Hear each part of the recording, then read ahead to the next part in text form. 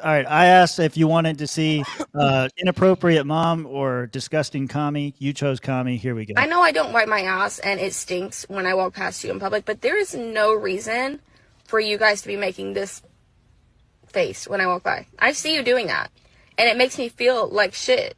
So not only am I smelling like shit, I'm now feeling like shit because you don't know how to control your face. And everybody's always talking about how disgusting it is that I don't wipe. But you know what? If the Lord wanted me to wipe my ass, he would have built in toilet paper into my body. And he didn't. The smell of doo-doo is actually supposed to be a pheromone to attract mates. But we've gotten so used, as a society, we have decided to give into capitalism. We buy this toilet paper, we wipe away our pheromones, and that's why a lot of you have a hard time reproducing, because that actually is supposed to help with your fertility. Do you know all the toxic chemicals that are inside of toilet paper? And then think, that toilet paper dissolves in the sewer system. So when you wipe, it's dissolving slowly in your butt crack, and it's getting into your bloodstream. Logic is sound. Yeah. India has a lot of pheromones. They have no problem procreating. There is correlation, maybe causation. I don't know. Terrible. Oh my gosh. And I just want you all to know, if you felt disgusted by that in any way, it's Rob's fault. I asked him to pick between two titles and he chose that one. So thank you, Rob. We all Fuck you, Rob. I didn't see either video. I know. Fuck you, asshole. I said, since Adrian's from California, we'll go with the commie. Yeah. She Well, blames and also capitalism. he's probably from San Francisco. We're very familiar with shit everywhere. In people on the streets. It's on point for the theme. Yeah, man. Well, hey, we got a bunch of stuff I want to talk to you about. LNCLP questions, talking about ICE, Doge, Hamas. We got all kinds of stuff we're going to try to cover tonight. But before we do, go ahead and introduce our guest. He is the current chair of the Libertarian Party of California, the current Region 4 alternate on the LNC. Regular viewers of this show may remember him from Rob's casting couch in Rhode Island, also as the chair pro tem. That's what I'm calling it. Or as the chair pro tem during the infamous coup of 2025. Please welcome me in joining our guest, Adrian Malagon. Welcome, sir. How you doing? Good. One correction. I got promoted since. Okay. I'm actually an at-large now. I'm no longer a meager alternate. I have voting rights now. Okay. Yeah, thank you. I was wondering if that was going to happen, but I thought to myself, no way. These autists on the LNC, clearly they should update their website, after a major vote. No, I guess not. I think it went through on the 9th at whenever the ballot closed. So midnight, just a day ago. Yeah. Okay. So they're 24 hours late. Okay. Understood. So we're going to start firing staff. Just kidding. Yeah, okay, so I told you in the DMs or whatever, we drink on this show. Tradition is to go around and share what we're drinking. Hosts are obligated to have a 2-drink minimum. Guests are not obligated to participate, but you're welcome to join. What are you drinking tonight? I'm doing a 4-drink minimum, I think, but I am Hell yeah. Brewis Lattage, so Port Charlotte, heavily peated, Islay single malt. So Okay. Fave, 10-year, it's nice. Nice. All right, Only the Josh. best for you guys. Only the best for you guys. Thank you, sir. Josh, what do you got? So I'm starting out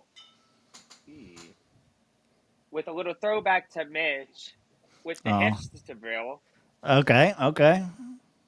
Hipsterville IPA. And then we're going to move over to the Jefferson. Ooh. Oh, yeah, that's some good shit right there. And give me a second. I will be back. Okay, you got more? Rob, what do you got? I'm drinking the Bumbu spiced rum. Bumbu! I love Bumbu. Tastes like bananas by itself, but I got it with some Zevia Cola, so some rum and Coke.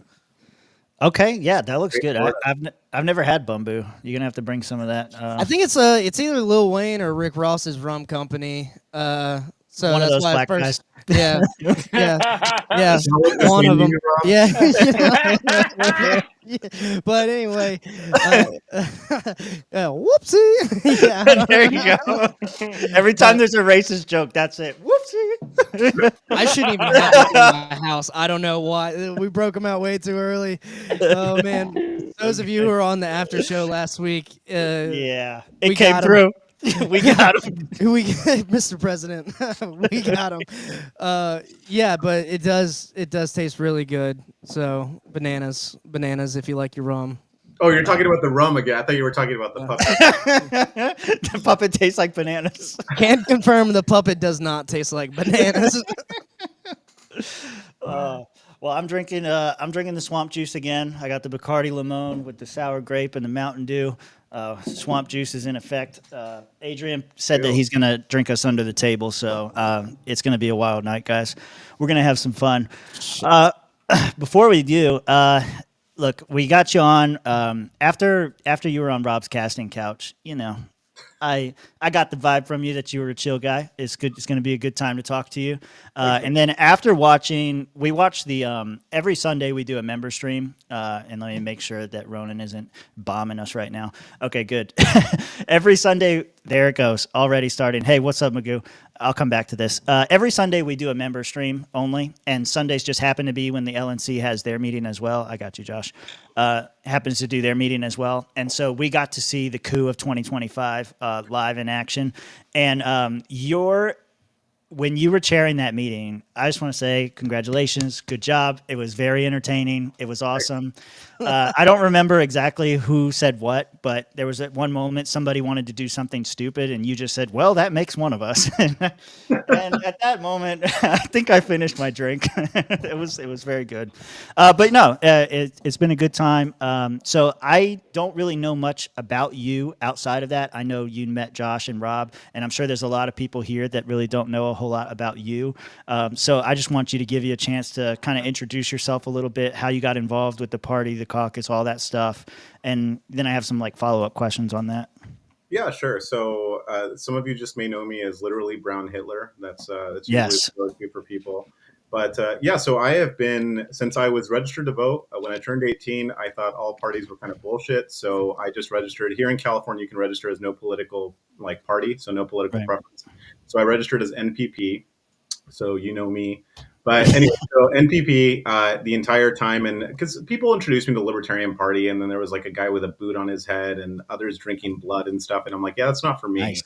So then 2015 happened, and I kind of just stumbled across. I didn't realize that I'd actually read Tom Woods' book when I was far younger. I think I was in 8th grade, maybe, when his first book came out, The Politically Incorrect Guide. I kind of stumbled onto his podcast, and I was like, oh, no way, it's the same Tom Woods. And I found my book, dusted it off, and I was like, oh, wow, it's this guy. So I always like this book. So started listening to him, Dave Smith, some of the other, podcasters. I didn't really follow politics at the time, just kind of, I did follow Ron Paul, but I've never voted. I'm an anarchist, so I've never voted for a politician. The only time I've ever voted was for Gavin Newsom's recall a couple years ago. And, so I just ended up getting involved as a result of the Mises Caucus. COVID hit California really hard. My county was one of the first to go into immediate vaccine mandates, all that kind of stuff. So it was a pretty easy pitch for me. I finally registered as a libertarian and joined the party officially. I think it was 2021. I think it was January 1st, actually, where I became a member here in California. And then I became a national member later on. Obviously, Reno happened, the takeover. I just kind of got thrust into all these roles really early on. So I think I was an at-large first here in California. Then I became Northern Area Coordinator, which is, California is a big state, obviously. So we have Central, Southern. So I was in charge of the North. Then I became Vice Chair. There was a resignation here in California. So I was appointed as Vice Chair for California. And then people said, well, you're running, right? You're going to be Chair. And I was like, well, this was never part of the plan, but, guess so. That's so I became chair. Then, as far as the LNC involvement was concerned, Carrie Eiler was the Region 4 representative when I was chair here in California. She resigned for some personal reasons and was still been helping out and stuff. So the LPCA appointed me as her replacement. So I did that, finished out her term, and then I thought I was going to be done with the LNC. Then the Region 4 alternate resigned for this last term. Oh, actually, while I was on the LNC, then I became at large at some point in time. So that's how that whole thing played out. Meredith came in, became the Region 4 rep. Then there was another resignation for Region 4. A lot of resignations on the LNC, right? Yeah. It's tradition. And then, so I became Region 4 alternate. I'd already served last term as R4 rep and then as at large. So I came in, I had my little stint as secretary pro tem, chair pro tem for a meeting. Yep. And now I've been demoted or promoted to at large, depends on how you want to look at it. So yeah, that's it. In a very short time frame, I've held all these positions and done a lot of cool stuff. Met some great people, met some not very good people like Rob. And nice. kind of you have to keep on keeping on, right? Yeah, man. It's kind of weird. We joke about it a lot in this, like libertarians do generally, and we do on the show as well, that like you just stay around in the party long enough and you'll be chair before you know it. Like show up to 3 meetings and you're in charge. And then, 3 meetings after that, you're running the state. 3 meetings after that, you're in charge of the fucking national party. That's really true, actually. I don't think it's a joke. I think that's actually pretty spot on. That's kind of, I forgot about the county level. That's actually, I just like showed up to a meeting and they were like, oh, you want to do stuff? And I'm like, well, that's not really, but they're like, yeah. And then so it just became the stepping stone for all these terrible things. But yeah. Well, I've enjoyed watching it. The parts that I've been able to see. California's on the other. It might as well be in another country compared to Florida and Georgia and everywhere on this side of the country. But yeah. But no, so there was something that kind of came up throughout all this. I was trying to see, I was trying to get a good feel for things for myself, and I was skimming through your social media, and I found, so I saw as far back, like you said, as 2020, 2021, started mentioning, Mises and libertarianism and just getting involved in the conversation there. So is it right? Like the Mises caucus kind of brought you into the party? Is that right? Yeah, so Okay. that kind of played out. It took some selling first because you do your research on the Libertarian Party, especially like in the late, of course, late 2000s, late 2000s. And it's not something you want to be associated with, right? But they were very committed to changing course, and it seemed like a serious thing. And this came at the right time. I mean, COVID brought a lot of people in, and then Dave Smith was killing it on the podcast circuit. And he was mostly just doing his thing, but now he's killing it on the podcast circuit. But it was for sure. People were listening to what he had to say. You got introduced to all these other voices, and it was exactly what people needed to hear, that we're sane, as Tom Woods would say. Here's my group of sane people, and that's what I heard. In California, like you said, we are pretty much our own country, not in the good way, right? Not in the Capistan sort of way. It's more of if Commie-stan. If there had been a full retard, that would kind of be California at that point. Yeah. Or, yeah, and I only wanted to bring that up because I think that's a very similar origin story to all of us that are on here right now. Is we all kind of came in through that same wave, and now here we are, going on 5 years later for me at least, and I think Josh too, and probably Rob as well. I don't know exactly when Rob started all this crap, but so it's interesting because I think we all kind of came in, and a lot of the stuff that I saw from you, especially around that time, is very typical Mises stuff. Anti-loser brigade, locally focused, shit posting here and there, but generally supportive of the mission overall. But then about midway through 2024, shortly after the DC convention, it seems like something shifted, and you can tell me if I'm wrong. But you seem to be mostly silent about inter-party drama. Didn't really speak up about anything, but then when you did, it was always anti-caucus.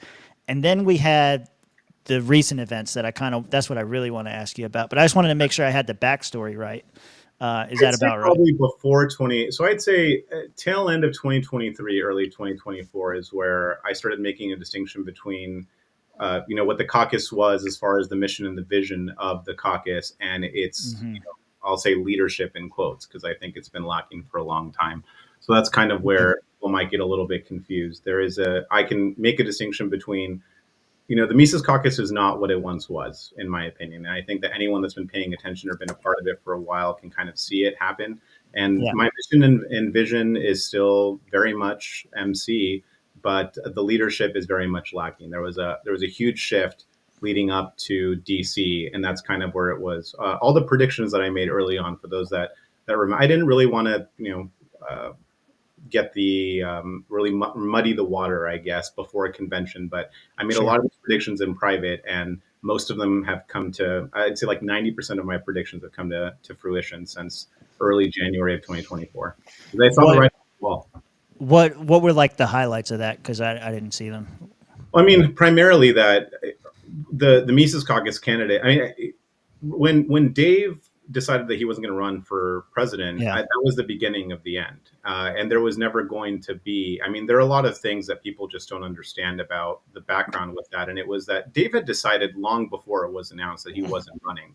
It was just kept from a lot of people. And we had ample time to find it. And nothing against Michael Rechtenwald. He's a fantastic scholar. I mean, I have his book. I've read his book. I've had the chance to meet him. He's a brilliant guy. But he is not. He was thrust into an impossible position, and it was just as a placeholder because we needed somebody, right? Anyone but Chase was the whole thing. And then, but that's not a winning strategy to just prevent something from happening. You have to have like a plan, and it's just when you're not really listening to people or seeing what's happening, then it really just blinds you as to the reality of the situation. You start trying to kind of hang on to laurels that were great for Reno, but Reno worked out because we had the numbers, we had enthusiasm, but that dwindled pretty quickly after that. And for people that didn't want to acknowledge that very basic reality, primarily MC leadership, that's what kind of started ringing the alarm bells. Anytime that you said, "Hey, this isn't going the way that it's supposed to go, we need to change course," it was like almost like, "You sound like a hater right now. You sound like a hater." And it's like, no, I'm sounding like someone that's logical and can see what's going on. And I'm coming to you privately to express the concern that a lot of people have, but they're not willing to tell you to their face. But I'm me, so I'm going to tell you, but I'm not going to make it a whole thing in order to try to correct course. And it just, that never happened. So it's really unfortunate. Yeah, I don't think there's much disagreement from my end, at least on any of that. I saw Josh nodding his head. I know he probably agrees. I don't know exactly where Rob's at right now, but I think there's a lot of agreement there. If you guys want to jump in before I get to the more recent stuff.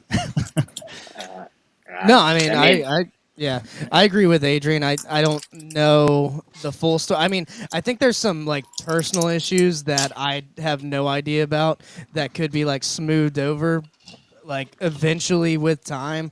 But I think between like the leadership and Adrian, I think it's still kind of like heated, and I wish it wasn't like that.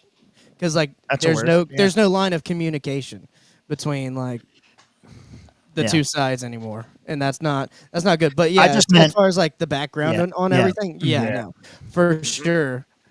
Well, but even leading up, right? So just to really pinpoint the things that I predicted happening at convention, I for sure knew that I didn't have Chase winning. I actually had Termont winning with Chase VP, so I got it backward. But that's what I had happening at convention because the numbers just weren't there. And I was, polling people. I was kind of reading the room. I saw how California was happening. And most of the stuff only happened because of certain stunts that I pulled here in California. All legal stunts, bylaws compliant, the whole bit. But it worked. And the thing that I had happening, so I knew that the POTUS candidate was not going to be an MC. I knew Rechtenwald was not going to win. The other thing that I had was that the LNC would not be the majority for the caucus anyway. And that half turned out to be true. It was just everyone was really tired. And when they kind of did like the voting by slate thing at convention, everyone was just like, so we took the top 5 instead of going into runoffs. And so that really helped in a lot of other respects. The thing that I got wrong, but just barely, and there were qualifiers, is that I did not have Angela winning the chairs race. So I thought for sure she would lose the chairs race, but there were 2 things that really helped her, in my opinion. One was that you had a lot of people being really nasty to her early on. For anyone that was there for business on Friday, it was terrible. Friday was just a shit show. You had people getting on the mic, just making really derogatory comments toward her and whatever that had to be escorted out or removed. And I think that gained a lot of sympathy with people that kind of saw Angela as this like really bad person. The second thing was that I've known Angela for a long time. I mean, she was here. We were here fighting in the trenches in California from the moment that I got involved. She was in Southern California. I was in the North. But she killed it on the debate stage. She absolutely, it was, I mean, if you had to grade it 10 out of 10, and I went back and I'd seldom watch these things, but I just had to make sure, like, is it one of those things where you're just like really hopped up in the moment and the adrenaline's you're just like, fuck yeah, let's go. But I went back and watched it and it was flawless. The debate, her speech, she killed it on stage. And that was something that she needed to bring her A+ game, and she brought it. So that coupled with some people that were like, I'm not really feeling this. And then the other candidates just didn't do as well. That's what it came down to too. And then you had, so the mix of those like 2 to 3 things, and she barely came on top in DC. But had she not had that stellar performance and had people been able to behave themselves, we would have likely been looking at a different result in 2024. Yeah, and I guess it was just a matter of time, right? Because now it's all different anyway. Yeah. So this was the more recent thing that kind of happened. First, I got to start this off by saying, poor Zach. I don't know who Zach is, but Zach's dead. And I'll skip ahead for a second, but you're replying to somebody, Zach, here, and this account is deleted. I don't know. I don't know who Zach is. But anyway, let me go back. Oh, I hit It the was wrong Zach button. Tatum from Tennessee. Oh, is that who it was? Okay. I call him Simple Jack, but we'll call him Zach Tatum just so Yeah, maybe you'll remember what he said. But here, let me start at the top here. As soon as I can find out where the fuck it was. All right, so it started with, as most drama in the LP does, with Toad. I like Toad too, but he pisses off some people, so it's fun. He does. All right, so anti-Trump libertarians fuming right now because Elon Musk supports the idea of Ron Paul leading a Federal Reserve audit team. Then there was some back and forth here. LP National had a shining moment under Angela, and now that moment is gone along with her. Heiss says it doesn't have to be. These folks have no ambition, connections, or know-how to achieve anything. Just be ready to be a delegate in 2026, trying to rally the troops. Now, is this you, Adrian? It is not. It's the caucus account. So I am chair of the Libertarian Party California. That's why I asked if you posted it or not. I do have the keys. So a common misconception is that I run that account, that I do everything. That's not true. We have a social media team. People switch off. What I'll do is I'll occasionally log in and like and retweet things just to boost them or whatever. But okay, so you didn't write this. No. But the caucus does want the keys back, and Adrian will not give them back. Well, I'll talk about that in a minute. Actually, I'm happy to. All right, let's go.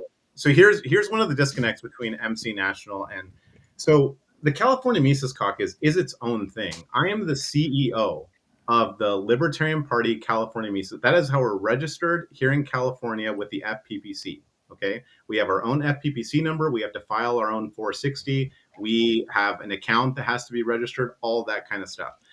MC National seems to think that they have a hold over this. They're an FEC. They're a national, like, registered FEC account. There is no universe of discourse in which a national PAC can control the independent state of, and it's really funny coming from the people trying to push decentralized revolution, right? We have control over the thing.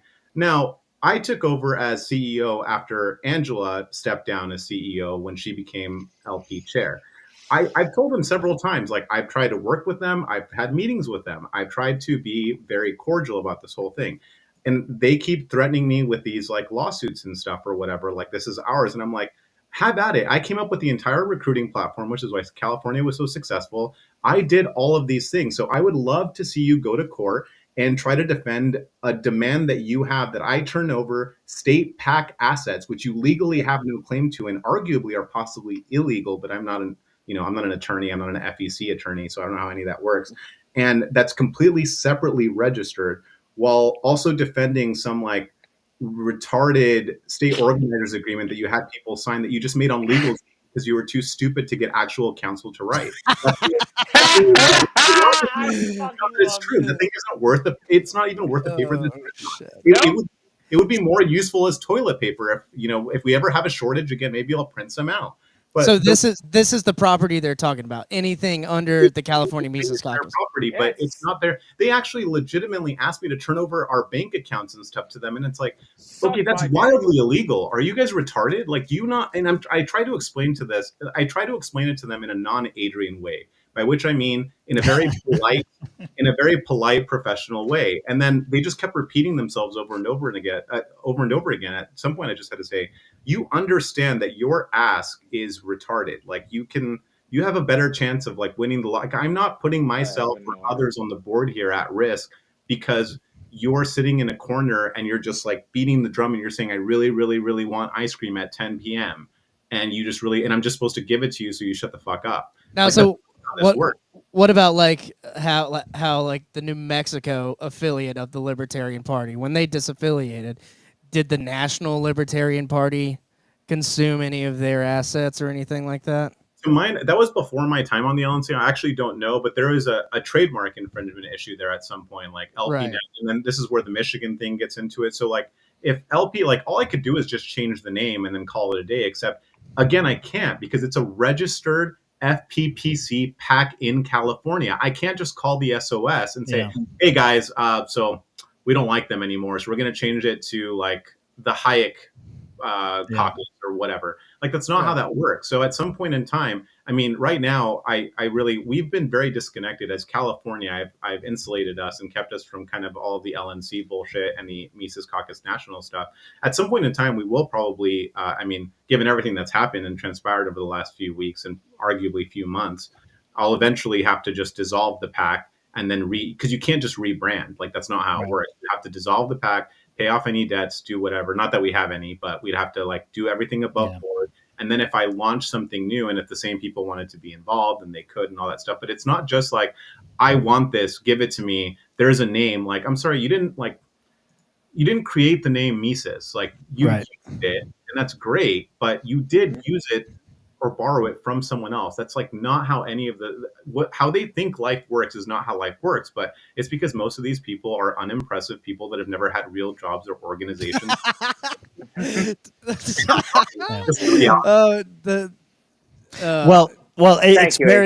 It's very funny too, because what's ironic about this whole thing, like while you're telling me this, is I'm just remembering that when we set up everything in Florida, we set it up the same way. We set it up the exact same way. Yeah. And the reason was Hector talked about doing it like that for no reason.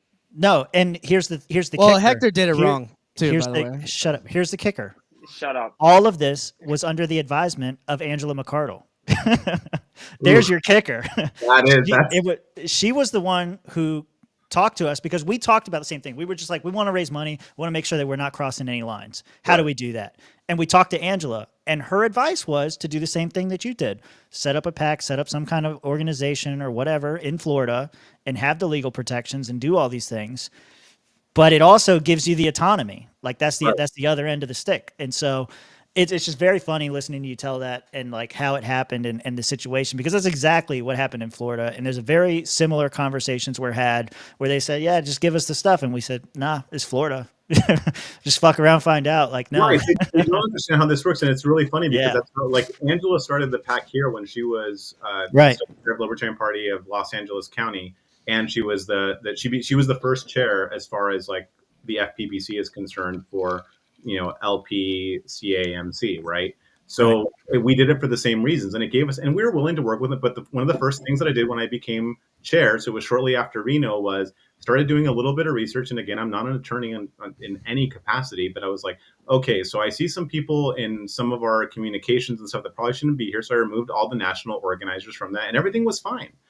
I explained to them, like, I don't think you guys can be in here. We're still going to work with you. Obviously, we still have the same mission, vision, the whole bit, but I'm just trying to protect California. So like we can still talk and do, and there was harmony, across the land, even if we didn't, but there was, I guess, conflict when anytime that they demanded that something be done that we weren't on board with. And when I say we, I do mean we. It's not Adrian Malagon's decision. We have a board here that I answer to, and I have to make sure that everyone is on board for this specific thing. Despite what people may be under the impression of, I don't rule with an iron fist. If I did, I'd be a lot more effective, but that's not the case. So you guys know exactly what I'm talking about. It's not that simple. We set it up this way for a reason, and now we get to benefit from that. Or, also kind of like the name is a little stained these days, so maybe not benefit as much. But that's just the reality of the situation that we're living in. Yeah, and I always encourage people to look at individual state caucuses, separate from national, because it is a separate organization. And the ones like California and Florida who are smart enough to set it up that way from the beginning can act more independently. Well, to go back really quick, sorry, to the social media post, that's what that was referencing. So Zach Tieran, who's an MC national board member, just decided to get drunk on that night. And I mean, because he's in Tennessee, right? So I think it was like at 1 p.m. midnight his time, he just starts like tagging me and Meredith, the Region 4 rep, and saying, you stole our stuff, give it back. And it's like, you must be mentally retarded. You're libeling a state chair, a PAC chair, a member of the LNC in open. Like, you understand that this is not going to go well for you. And he like quadrupled down. And I thought if I just up and called him retarded, that we'd call it a day. And so he kept going. And then sure enough, I think he might have sobered up about half an hour in, and then he deleted. The account isn't deleted. The worst part is he was doing it from his he was doing it from a Tennessee county affiliate account. It wasn't even his own personal. Oh, okay. Oh shit! He was using a county party asset to attack me because he was presumably drunk. I don't know. Well, I think you made a good point in this thread, so I'll just continue down with the story here real quick, and then we can keep going. But LP National had a shining moment under Angela. These folks have no ambition, just be prepared to vote in 2026. We covered that. Then the California Mises Caucus jumps in. I'm sorry, how much money have you made, Michael Heiss, for the LNC since you were contracted in July 2024? What are your connections done for the party, and what have you actually accomplished? Inquiring minds want to know. All you have is ambition with no quantifiable success. I don't Adrian, think that sounds like you, dude. that's why I thought it was you. I signed off on it, and I can explain why if we want to do that now. Hang on, let's just go through it. Yeah. No, I want to keep going. This is keep good. Yeah, so Mike responds. I almost said Mises responds. Mike responds. Basically. Fundraising isn't my job, but you already know that. My efforts led to a freeing of Ross through Angela, Defend the Guard efforts, and being led by libertarians in the only viable electoral strategy that the party has available to it. How much money has the California party out because you fucked up convention and noticed and left them on the hook for a hotel contract that won't be Adrian used? Malagon, chair for fucking life.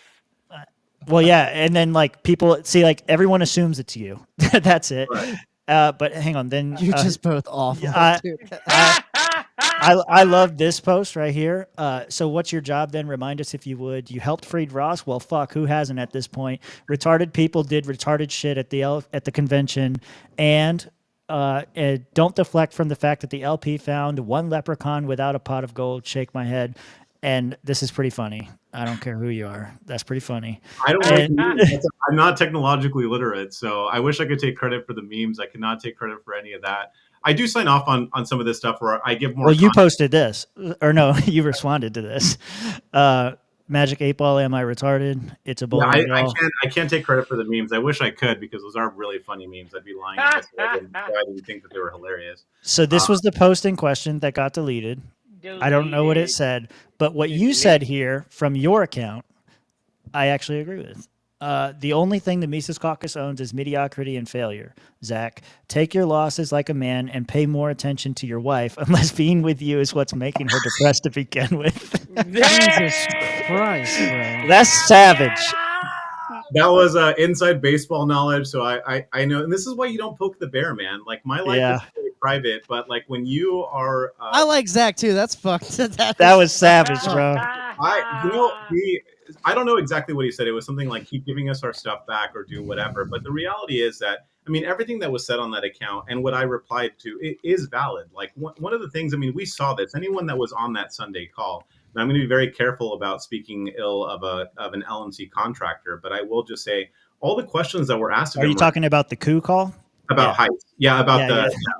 The most unsuccessful coup in history, because it's a coup that I orchestrated where I don't become chair or vice chair. It's got to be the worst coup in the history of life. Wait, is that the theory that you orchestrated this? Oh yeah, that's been okay. Is that I did everything, and it's not just like people are just genuinely fed up with all the bullshit, and we need a new direction, which is why we have Stephen Nikela, who I voted for, and I'm very grateful to have. But the reality is here, look, we all remember pre-Reno, right? What were the big pitches from Heiss and, caucus leadership at the time? It was Project Decentralized Revolution. It was, we have all these connections to these big names and people, and we're going to get so much money. The crypto whales, right? You will know us by our fruits. All this stuff. And there's other stuff that I don't remember, but what has come to Dave Smith's going to run for president. Dave Smith's going to run for president. We're going to get someone cool, maybe Maj for VC V POTUS. That whole thing. Messaging was a big one too. Just like the messaging was a big one too. Yeah. So that one we did, but as it turns out, you can't just take over the third largest political party in the country and have your complete template be, we're going to be based. You have to have a plan. And so when you're going to tell people to piss off, you have to be able to bring in revenue in a different way. Now, here in California, people, as soon as I became chair, and I planned for this, in my months leading up to chair here in California, I said, all these people were sending me nasty emails and tagging me on social media and saying, we're no longer going to donate. You're Brown Hitler. You're associated with Angela. And I was like, okay, I believe you. I believe when you say, well, one, I believe when you say I'm Brown Hitler. Two, I believe when you say that you're not going to give us money. So that means I need to come up with a plan to get money. Right. So right now, since I've taken over California, we have almost twice the amount of money in our coffer than we did when I became chair. And then add to that the Kennedy Victory Fund and other stuff. So I had to figure out a way to make money because the membership doesn't really matter. And that's a controversial thing or whatever, but I'm sorry, paying $25 a year doesn't entitle you to ruin my life, okay, or annoy me into submission or to death. I can take your $25, keep them, I'll pay the $25, and I'll find some other way to bring in revenue that involves me not having to deal with you. But that wasn't the strategy at LP National. It was like middle finger, middle finger, middle finger, middle finger, middle finger. And then none of these you can't tell people to piss off unless you have a genuine plan to bring in revenue. And that's what happened at LP National. So all these promises, and again, I'll remind everybody, I was going to ask questions, but I thought it best that I just chair and be impartial, even though we were out of session during that time. Michael Heiss has been contracted since June or July of 2024. Where is the money coming from? What have we done? All these connections, like I've worked in sales and recruitment my entire professional career. If you can't close a deal in a few months or bring in money, then you either suck at your job or they're just too nice to tell you to piss off. That's where you're at, which means that you always need to keep the pipeline flowing. You always have to have bottom, middle, and top. Now, Rob only knows either growing or shrinking. Rob and Josh only know bottom of everything, but oh, you piece of shit! It's just your current position. I'm powerful at the bottom, though. I'm powerful. You're a power bottom. He's a power bottom. But the reality is that you have to have a pipeline, like a healthy pipeline growth, where if people drop off, some of them get cold feet and they need to see success before they're willing to donate. And that's fine, but you have to be able to maneuver these things. You can't just this is what happened with Dave Smith, right? It was very clear 8 months before the announcement came out that he wasn't going to run. He started ghosting California. He ghosted California twice, right? For a convention. He started ghosting other affiliates and saying that he had family stuff going on or whatever, but then was still doing his comedy tour. And you know what? Good for him. Make money, do your thing. But he was stringing everybody along. And Heiss at this point looked like a guy that was just like, a girl was saying, no, we're not, like, we had a cool first date, but I don't think I'm interested. And he kept leaving voicemails and saying oh, I can't wait for you to meet my mom. It's going to be a great Thanksgiving. And it's like, dude, you got to move on and you got to find someone else immediately. And you need to not keep everyone in the dark about it, because you're not throwing anyone under the bus. You're not throwing shade, but you are running a political organization, which means that you have a duty to the people that are assisting you, not just financially, but boots on the ground, volunteers. All these people deserve to know the truth. And you can't just this is the problem with the Mises Caucus at the leadership level. There's and we saw this on Sunday, right? We saw this this Sunday. There's plan A and that's it. Yep. There is never a plan B, a C, a D, every time I do something, plan A is that's the wish list. That's the one that you want, right? But you have to be able to have plan B through whatever. If it's Z, then so be it, to plan for every possible contingency. And when you're just really banking on plan A because you really, really, really want it to happen, that's a recipe for disaster and for failure. And that kind of lumps up the Mises Caucus as a whole. It's that it's plan A or nothing. And it's like, you can't have, or nothing is not an option. Yeah, you have to have other options, because you have to assume that plan A could fail. Well, that's just planning for failure. Yes, it is planning for failure, because you know what? Life sucks, and there are variables. Shit happens all the time. Shit happens. So plan for it like a normal human adult. You think that Steve Jobs or Zuckerberg back in the day or Elon Musk were just like, we're putting all of our chips in here. And then if it doesn't work, well, fuck, guys, sorry. I guess Tesla's done. I guess Apple's done. I guess Facebook's done. We're just going to call it a day, wrap up, and go home. No, right. You have to be able to plan for every eventuality. And that's something that they can't do because they're very tunnel vision and narrow minded. I would say singularly minded. And that's problematic. What? Really? I definitely agree with the plan A mentality. Obviously, that came to light in the last few weeks. I mean, these guys were on a call on Sunday, one of the state organizer calls when all this first started going down, when some of the state organizers who were on the LNC were not allowed on that call. Mainly Jonathan McGee, which I brought up in the state organizer call, and I was pretty much told to kick rocks. at that point too. But I had to say something because I'm like, look, I'm on the LNC. We're talking about the LNC. If it's the main point of topic here, I want to know what all the affiliates think. I mean, you guys had people listening in, whoever your spies are, whatever. But at that point, like Jonathan McGee was a Mises Caucus guy, Kathy's Mises Caucus, like Pat Ford, like all these people who are on the LNC. Like we could, Plan B works out John McGee's chair, and we still have a majority of the board. Right. That doesn't happen. So now we don't have a majority of the board, not going to get anything passed. And now Nikola's chair, which, like, I'm happy for Nikola because he's Florida. I know Nikola. I have a good relationship with him, so that doesn't really hurt me any. And I'm willing to be a liaison between the two as much as I can be. But, I definitely saw that coming, and I was like, I'm going to play team ball, but at the same time, like, I don't know what you want from me. Can't make You're getting AIDS, or is it just We're me? getting AIDS. Okay, you He's got getting robot AIDS. AIDS. No, he's definitely got robot AIDS. Okay. No, but that's the problem. I mean, that's 100% the problem is that we had an opportunity for but the Mises Caucus, they still think they're operating under the assumption that it is early 2022, late 2021. The numbers just aren't there. A lot of people, after COVID happened and they got jobs again, and Dave Smith said, sorry, I'm going to go live my life and do whatever, they bounced. And the numbers just aren't there, which means that you have to compromise. We may not like it, and that's fine, but you have to compromise sometimes. So now, as Rob just said, now you have a board of 4 to 5 like really hardcore Mises people. You have a bunch of independents that have been ostracized and cast aside by the National Mises Caucus. So they've told us to kick rocks, so we have told them to do the same.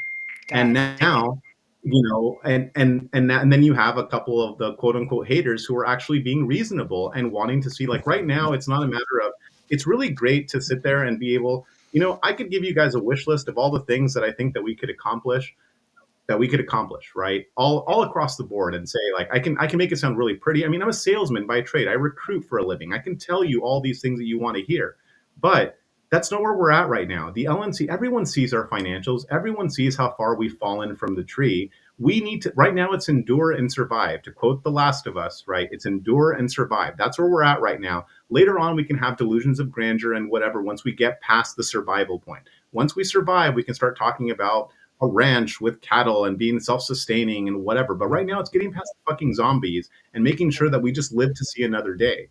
And Nikola's the guy to get us through that. I mean, McGee would have been absolute. That's why, I asked that he be put up for that BC slot and take over, because he would have been great too. But Nikola's an administrator. For all the jokes that he likes to make about Wendy's and stuff, he is willing to roll up his sleeves and do the work. It's not sexy work. It's not glorious. He's not doing pie in the sky shit. He's living day to day. And I can tell you, as an LNC member that talks to him very regularly, he spent the last week, I mean, he probably didn't sleep a whole lot. He was spending like 20 hours a day on the phone trying to sort through all of this stuff and trying to figure out what we could do. And he's always tagging us in for, what do you know about this? What can you help me with in regards to this? Delegating tasks, doing all these things. And that's what we need right now.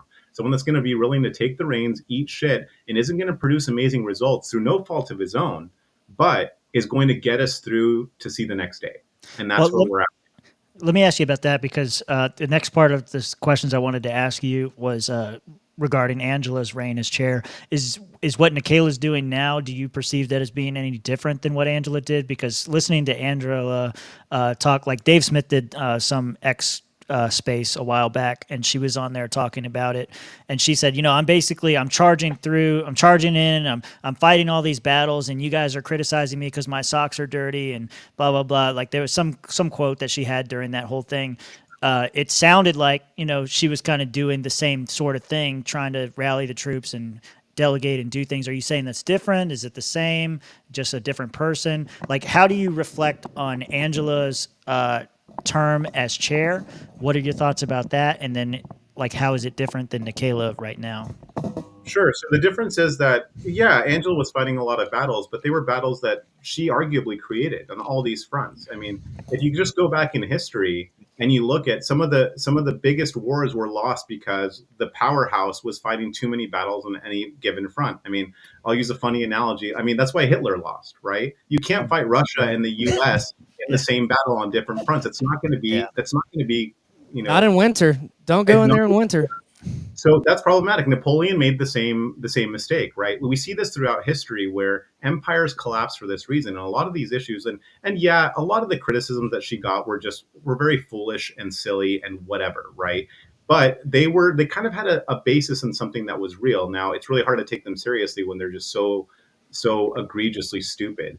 But with Nikela, he has all these battles he didn't start. They were thrown at him. And instead of saying, well, like, fuck you, fuck you, fuck you, oh, also fuck you, you're kind of cool, he's going through and saying, hey, so we have a couple battles here. Can we put these on hold for right now? I hear what you're saying, but right now I have to worry about this battle that I didn't start. And then we're going to work our way through. And I think that we share some of the same goals and some of the same visions, but we won't know until we get to that part. Let me put out this fire first, and then we're going to move all the way, down the neighborhood. So this house is on fire. Let me put this one out, and then I'm going to make my way down the neighborhood and see what I can do. And I can't do it myself because even though he's cut his shit and, pumps iron, that doesn't matter. He's going to need help from other people. So he's like, I'm going to help. I'm going to have Adrian help put out that fire. Kathy will put out that fire. Other people will be like, who else can put out a particular fire?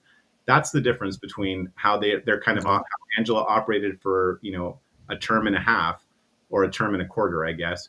And then Nikela's operating now. He understands that he didn't start these battles or fights or fires, but they still need to be dealt with. And he's going to deal with them in the best way that he possibly can, because it's not about his ego. It's not about the LNC's ego or what we want or don't want. It's a matter of survival. What is the thing that's going to get us to see the sunrise for tomorrow? That's where we're at. Yeah. And so reflecting back on Angela's reign as chair, good, bad, neutral, if you had to give it a grade, I guess, how would you grade her performance as chair? It's hard to say. I think it changes during different stages. Okay. I mean, she did good things. I mean, the messaging changed under LP National. That was for the better. Where it really started to go downhill was a lack of self-awareness. So everyone, I'm sure you guys all remember the infamous Angela papers, right? The leaks that happened. Oh yeah, yeah. The Angela papers. It was like mid 2023 or something like that, right? And she made a very true statement, and she acknowledged it. She said the takeover was a failure, right? I think that was a direct quote. It was something along those lines. Internal memo to the LNC. This was before my time, but she laid out why it was a failure, and there were plans to fix it. And at some point in time, whether it was a result of the leaks or whether it was a result of something else, that self-awareness went out the window, and it was like, no, I'm going to Braveheart this bitch, and I'm just going to charge at the army, and it doesn't matter. Fuck it all. Let's go. And while that's noble and it makes for a great movie, it's not a really practical application to a very real problem. And it also doesn't help when she often complained about taking on all these tasks and having to do everything, but it's because she never delegated anything. This is something that you have to be able to do as a leader. She was a fantastic activist when she was here in California, and I'm sure that she still is. But activism doesn't equal leadership. And that's one of the reasons that Heiss becoming chair would have been a disaster. You need someone that can take the reins, do the administrative, unsexy work, and move forward. If I had it kind of depends on how you grade, on how I would. Okay. How about what before, I guess this is kind of too long of a frame, but before DC? Probably about, I'd say D plus, C minus, maybe. Okay. Yeah. And the only reason I asked that is because I tend to agree with you. I think she was probably doing a lot. I'm not actively involved with the LNC. I watch it from the outside and laugh and drink and make jokes about people. I do that too, but I do it from the inside. I also it's very entertaining to watch. I'll tell you that. But yeah, so I don't see the day to day is my point. It's we heard it's Josh, gay, don't worry. That's fine. I'm sure it is. Josh Smith, when he resigned, he said that he would constantly ask for things and never got them. So what you're saying kind of lends a little credence to that. There's questions about how, whether or not that's true. I don't know, but it was always hearsay, basically. Everything coming from anyone, really. Even what you're saying now is kind of hearsay for me. Yeah, it is. Yeah. And I don't know what the relationship was between, I have my problems with Josh. I think he's done a lot of good things. He was I think that he would have made a great presidential candidate.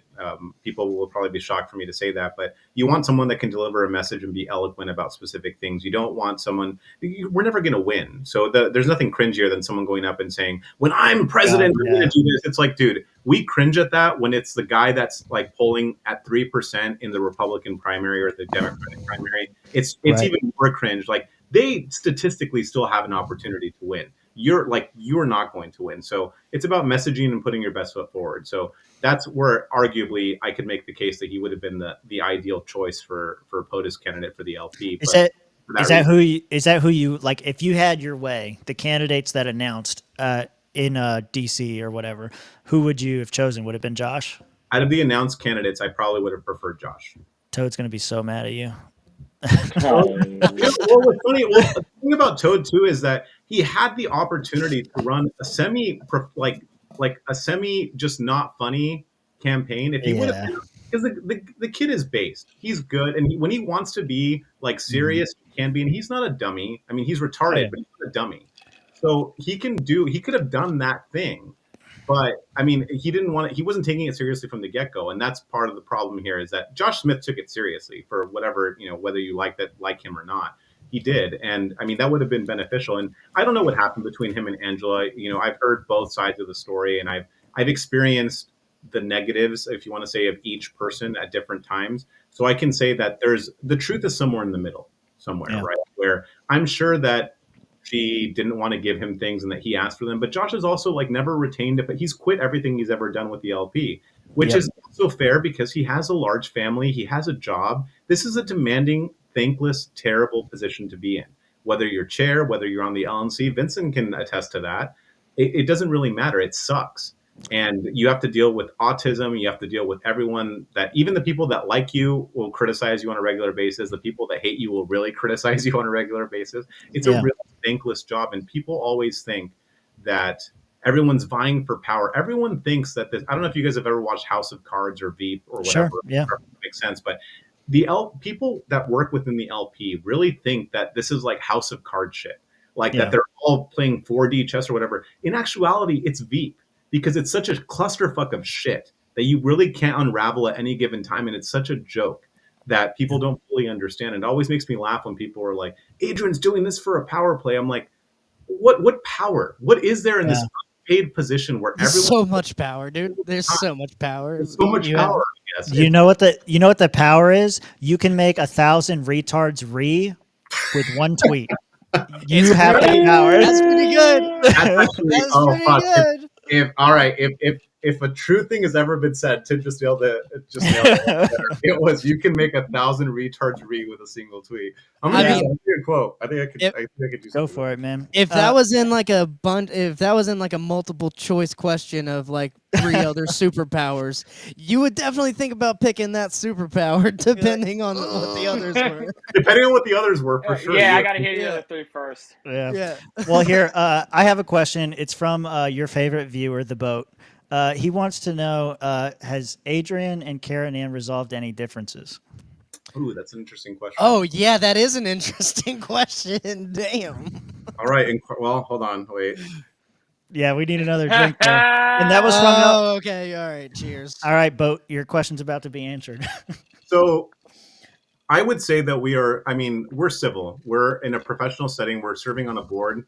I certainly have not forgotten the things that have been said about me, the libel, the slander, the terrible things the best way to phrase this is that someone's sins do not absolve someone else of theirs. I still do believe that she was wrong in some of the things that she did and what warranted the removal early on. But that doesn't mean, as a professional in an organization that's just rife with unprofessionalism, I still have to work with people that I may not get along with. And that's just the reality, whether right now they're MC people, whether they're non-MC people, whatever. The reality is that our duty is to be LNC. We are a board that governs the finances, the doings, the whatever of the LNC, and that's our primary focus. So obviously, we'll have to work with Karen Ann, and I think that we've been very civil, and I think that will continue. I have no reason to believe that it won't. But if the question is, are we best friends and skipping through a poppy field, I would say no. But yeah, definitely not that. Whatever the fuck that was. But the reality is that I will be civil. She is the LNC What secretary. the fuck was that? I'm in that large that serves on this board. She will need me for things. I will need her for things, and we will continue to be civil. But I would in no way consider us to be BFF or anything. Oh my God, I cannot bypass this question just because it I came can't up. either. I just saw it. Yeah, Wait, Adrian seconds. Starchild collab. Well, you're gonna make him drink. We're gonna make him drink. So technically, I believe the answer is fucking never. Hey! Do not besmirch Starchild. He was a guest on this podcast after he got pummeled by Trump security. Oh yeah, National that was great. Convention. He got pummeled, rightly so. The thing about Starchild, here's the thing, and I can say this because he's not on the LPCA XCOM, he's not on the LNC, thank God. But the reality is that it's those type of people that kind of make the party unserious, right? Like, he's fun, and we like, I'm not saying that he's not a fun person or that he's not, everyone has their quirks and whatever, but it's really hard to take someone seriously that refuses to take themselves seriously. And during the time, COVID was the worst time ever, right? We saw the largest transfer of wealth to corporatism, right? And Amazon. And I love Amazon. I use Amazon all the time, whatever. But we saw businesses being shut down, people being denied the right to go to work. Here in the Bay Area, we had, I think they were like COVID passports, where if you were out past a certain time, past curfew, you got pulled over and you had to show your papers, right? To show that you were going to work. That was a real thing. And when his primary issue during this, the worst tyrannical moment in American history is still like, I want to be able to hang dong in front of children. That's not really a winning message, right? And I don't mean specifically children. I just mean like out and about and like, I'm all about nudism and whatever the fuck. Like, that's just not, you can't take that seriously. Like, we're witnessing the worst thing ever. Like, literally, hopefully in our lifetimes, that will be the worst and that will be the end of it. I'm like, knock on wood. But you can't take someone seriously like that when that's the big issue, right? And then honestly, like, I would question his libertarianism. He said this unironically and unapologetically, and I don't know what the conversation was that you guys had, but he doesn't believe in property rights because he finds it egregious that I, as a homeowner, is this a Georgist? Force him to wear clothes in my home on my property. No. Yes. What? He said this in DC. Yes, again? A lot of people. Yes. Assless chaps are pants. Yeah. Assless chaps are pants. Okay. No, our conversation was like, What the fuck, Rob? Rob, stand No, up. Fuck you. Stand up No, right fuck now. you, Rob. No. You want me to stand up? Pants Rob. have to cover your ass. I'm wearing Rob, you stand up right now. Not pants. Pants. Fuck you, Rob, Rob. I No, demand Rob, that you you don't stand put up him right big now. on the screen, Tim. Fuck you too. I demand that you stand up, Rob. I'm actually drunk enough to pull my ass out, so let's not do that. I will pull my dick out on this fucking show and it's all banned. Fuck Let the you. record show that Rob is probably wearing assless chaps, which is why he doesn't want to get up. I agree. So it be They're confirmed. Chap ass ginger. And you know what? They're a lot bigger than Starchild's. Cannot fit in his assless chaps. Oh shit! Rob can't stand up because he's wearing Saddam right now. Oh! I like how you guys think my dick is hard right now. There's no possible way I could work that puppet. Before And, Tim asks this question, I did just think of the Simpsons bit. This episode, when I'm working, I have like TV on in the background. The Simpsons just go, and it reminded me of that old Simpsons bit where he was, it was Krusty. He went to like the Middle East to go do like a troops show or whatever. Yeah. He's like, Saddam Hussein, they should call him so damn insane. Am I right? Woo. He's like, oh, I really thought that. And he's like crossing off a list of just like the worst jokes ever. And he's like, all right, well, we're down at the bottom too, or whatever. Yeah, nice. Really funny. That No. is funny. Mitch isn't here, and we still got a Simpsons reference. Yeah, we still got one in. But it was like way better than Mitch's references somehow. Well, because Adrian didn't say it's like that one time that Krusty went to Iraq, remember? Or like whatever the fuck. You know, just stay silent. yeah, you actually gave the whole you gave setup punchline. Mine Hear was that, very Mitch? apt. Mine was very apt. Yeah, no, it was good, man. The only other questions I had for you about this. So now that Nick Haley's chair, you think that the party maintains? Is that basically what you said earlier? You kind of answered my first question. What do you think the future holds for the National Party under Nick Haley?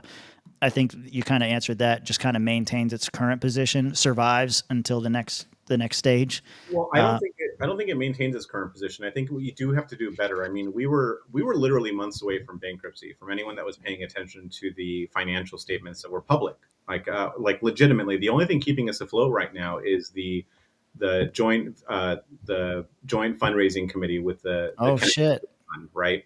So that was really important for us to do, and it's helping a lot of state affiliates, and it's great. So that's really the only thing keeping us afloat right now. So if I think Andrew Watkins has just noticed potentially getting out of the building fund and selling LPHQ, which is, thank God, do that. So between getting that money and bringing, I think Michaela, the numbers could be off, but I just based, if we're to believe social media, like screenshots of people that donated and were doing whatever, I think that between Sunday night when he was officially elected and Monday night, I think we raised it was between like $7,000 and $10,000, just over. Oh, wow. Which was great. We'll have to do an audit with staff later on and find out exactly what it was. But now, how much of that was 444s? It took me a second, but yes. Yeah. How many biggie bags can we buy with that, Adrian? Yeah, So, how many spicy chicken nuggies? So Rob, adults are speaking right now. You need to stand up when you're talking, Rob. I'm going to tell you something that I used to tell Todd Hagopian a lot. Go back, fuck off back to the Shire and let us know what the ratio is. It's a legitimate question. He's got Fuck you, Wendy's Rob. franchise Go eat your money in fucking his back breakfast, pocket. You fucking hobbit. You know why When Rob's I send so a mad FOIA right now? request to LNC and see where the records are coming from, and I see Key West Wendy's on that record, y'all are gonna be fucking regretting this. Realistically, I will say that. These nuts. But in all seriousness, I will say that I think that we're headed toward a good direction. I'm not going to say great because there's going to be a lot of work. So if we continue on the path, and I know it's been a short week and a half since he's been chair, but if he continues this level of work ethic and he's tagging us all in, and he knows what our respective value is and what we're good at. I mean, I'll remind everyone, he's the one that made the motion to appoint me as at large because he wanted me on the board and to ensure that I could help him with the transition. There are things that I know that he wasn't privy to at the time, right? There are things that I can help with that are in my professional wheelhouse. Same thing with other members on the LNC, and he knows how to identify that. And if he can't, he'll ask questions. This is a man that is not afraid to ask a question. He doesn't assume. He doesn't just make a decision based off whatever. So if this trajectory continues, I think that we'll be in a much better spot than we are now, and that we were under the former chair. And it's not going to be like, amazing. We're not going to be dancing in a pot of gold or whatever, but we will weather the storm. We'll do better than we would have otherwise, and we'll be able to make some moves going forward. So there. Yeah, I would ask that people just be patient with him. There is, this is a really thankless job, and he was thrust into an impossible situation. Usually, being LNC chair is already difficult and terrible. He graciously accepted taking on a terrible role at a terrible time, and his only job is to keep it afloat. And it sounds like, oh, okay, well, he has an easy job or whatever. It's literally not, because we were on the verge and still technically are on the verge of bankruptcy. So we need to reverse course really quickly and see what we can do to weather this storm. So it all makes sense now. He tapped you for Region 4, and you paid him back by orchestrating the greatest coup in LNC. Yeah. I mean, he wasn't even a factor until the MC threw a fit about I'm the making keeping a joke. All right, yeah. But it is funny because I have heard that a lot, and it's just really for anyone out there that understands. So I just heard this yesterday because apparently the Mises Caucus National had a call with what they think are California people, they're California people, but they're actually my California people. So I know everything that happens. It's almost like I know everything that happens in my state because everyone fucking loves me and respects me here. But anyway, that there was this deal cut where I get this position of power if Nikayla is installed, and it's like, again, what universe of discourse are you living in which being an at-large? I'm happy to. I've been wanting to retire from everything for like the past year and a half.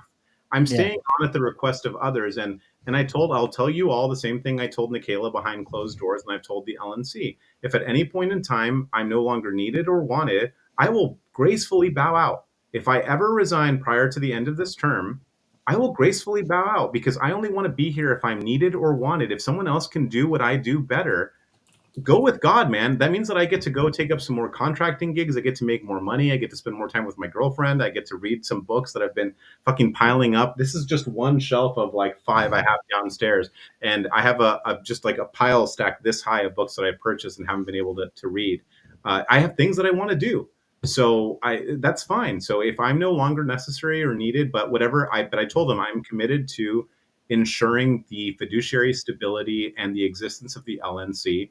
And I will do whatever I can in my capacity to see that through. So whatever committees he wants to throw me on, I've never said I want to be on that ever. In my entire time in the LP, I've never said that. People come up to me and say, will you do this? And I will, after thinking about it, I will reluctantly accept.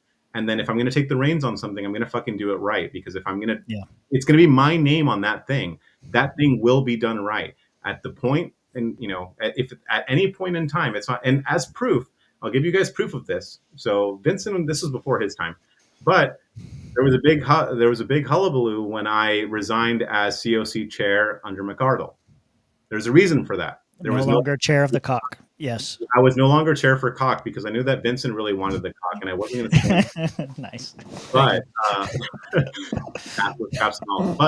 I resigned for a reason. We started to not see eye to eye on the financial realities that we were dealing with. And I said, I don't want my name on this. I want no part of this. And I want to be able to wash my hands of everything when it happens. And lo and behold, I was right.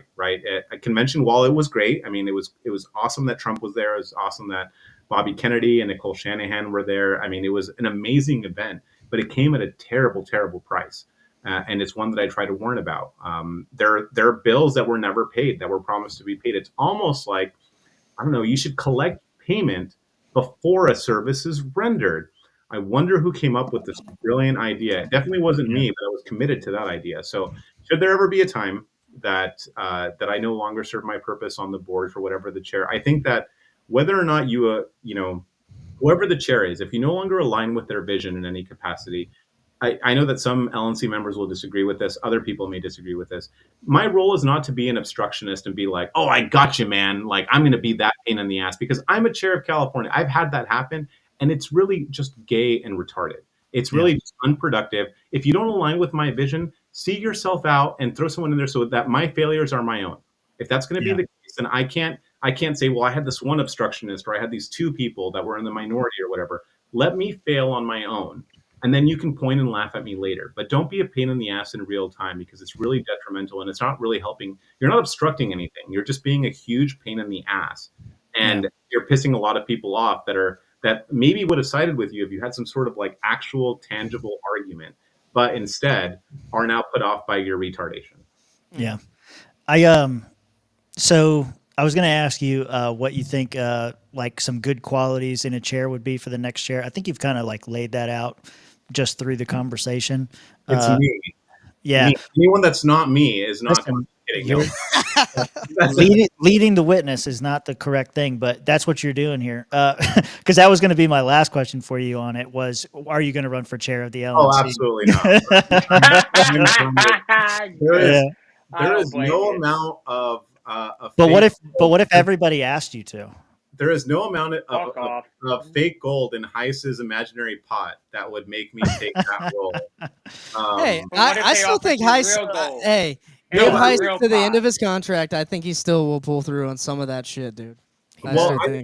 Look, in all honesty, in absolute sincerity, I do hope that you're right. I am never rooting for anyone to fail when it benefits the party.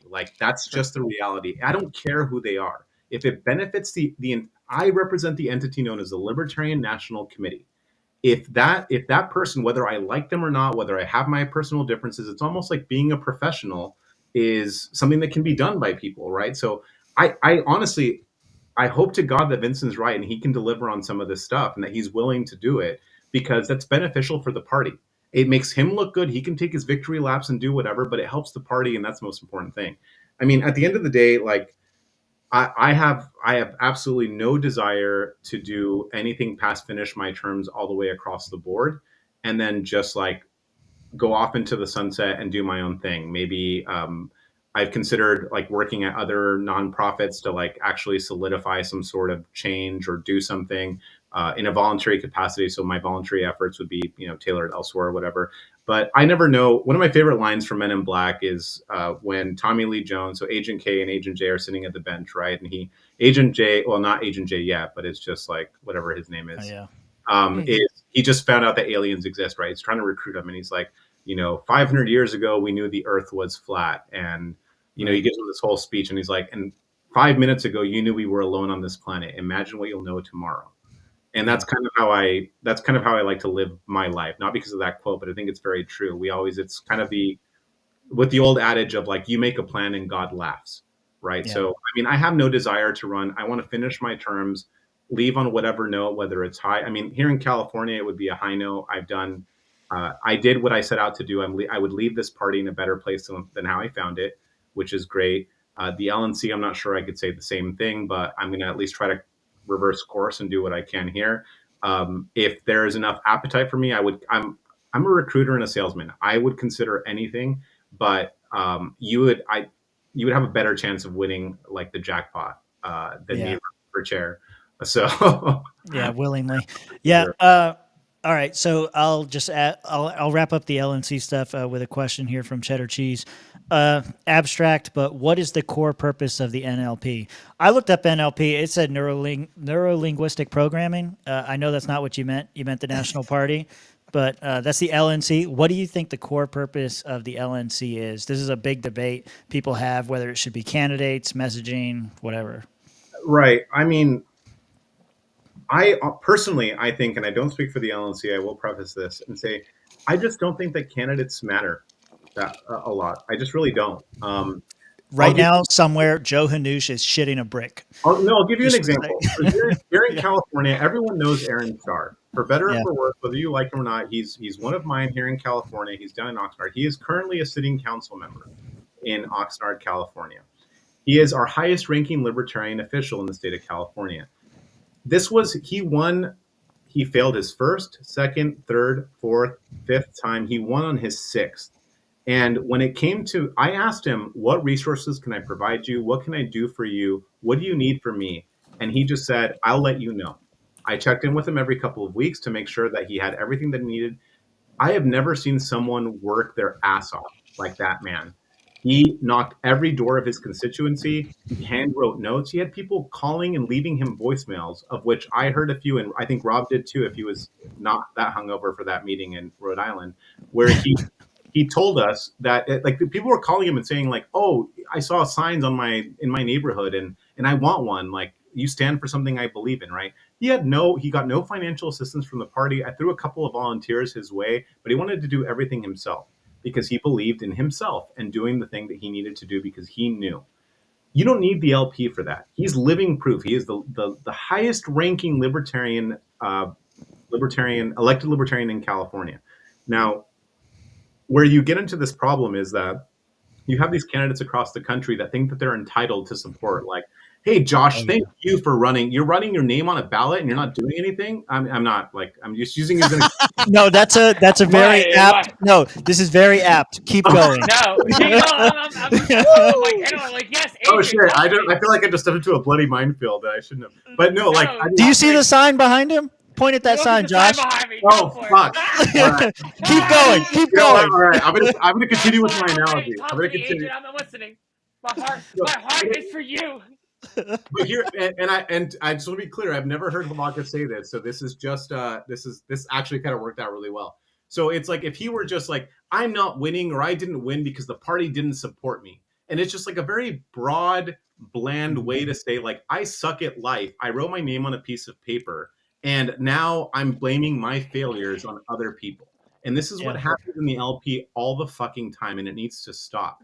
If anything, So this is where the Mises caucus vision and mission and strategy, I think, are still very well aligned. I just don't have any faith in the leadership because they've shown that they're feckless and retarded.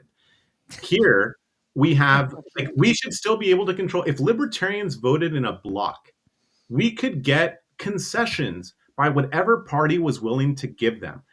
What won Trump this election, right? It was Catholics and libertarians because he hit on the issues that they cared about the most.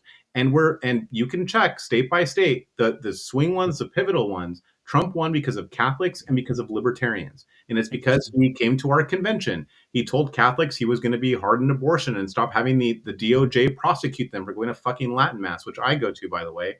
But the thing is that I think we need to really understand and come to terms with our role. I know that some people want it to be candidates or do whatever. That's just not realistic. You can do things on the local level without needing the party. Actually, and more often than not, being associated with the Libertarian Party is a huge stain that you have to carry around that you can't shake off. So I fall on the side of we should be as influential as we can to advance liberty in our lifetime, whatever that may be. If the reports are true that, like, Trump is getting rid of the penny that he tweeted during the Super Bowl because it was that boring. If getting rid of education, obviously freeing Ross and other pardons to come, he's doing things that we want to see from a president if we insist on having this stupid system where we have one, right? So I'll take that. I will take some wins over no wins because that's where we've been the last 53 years as an existing party.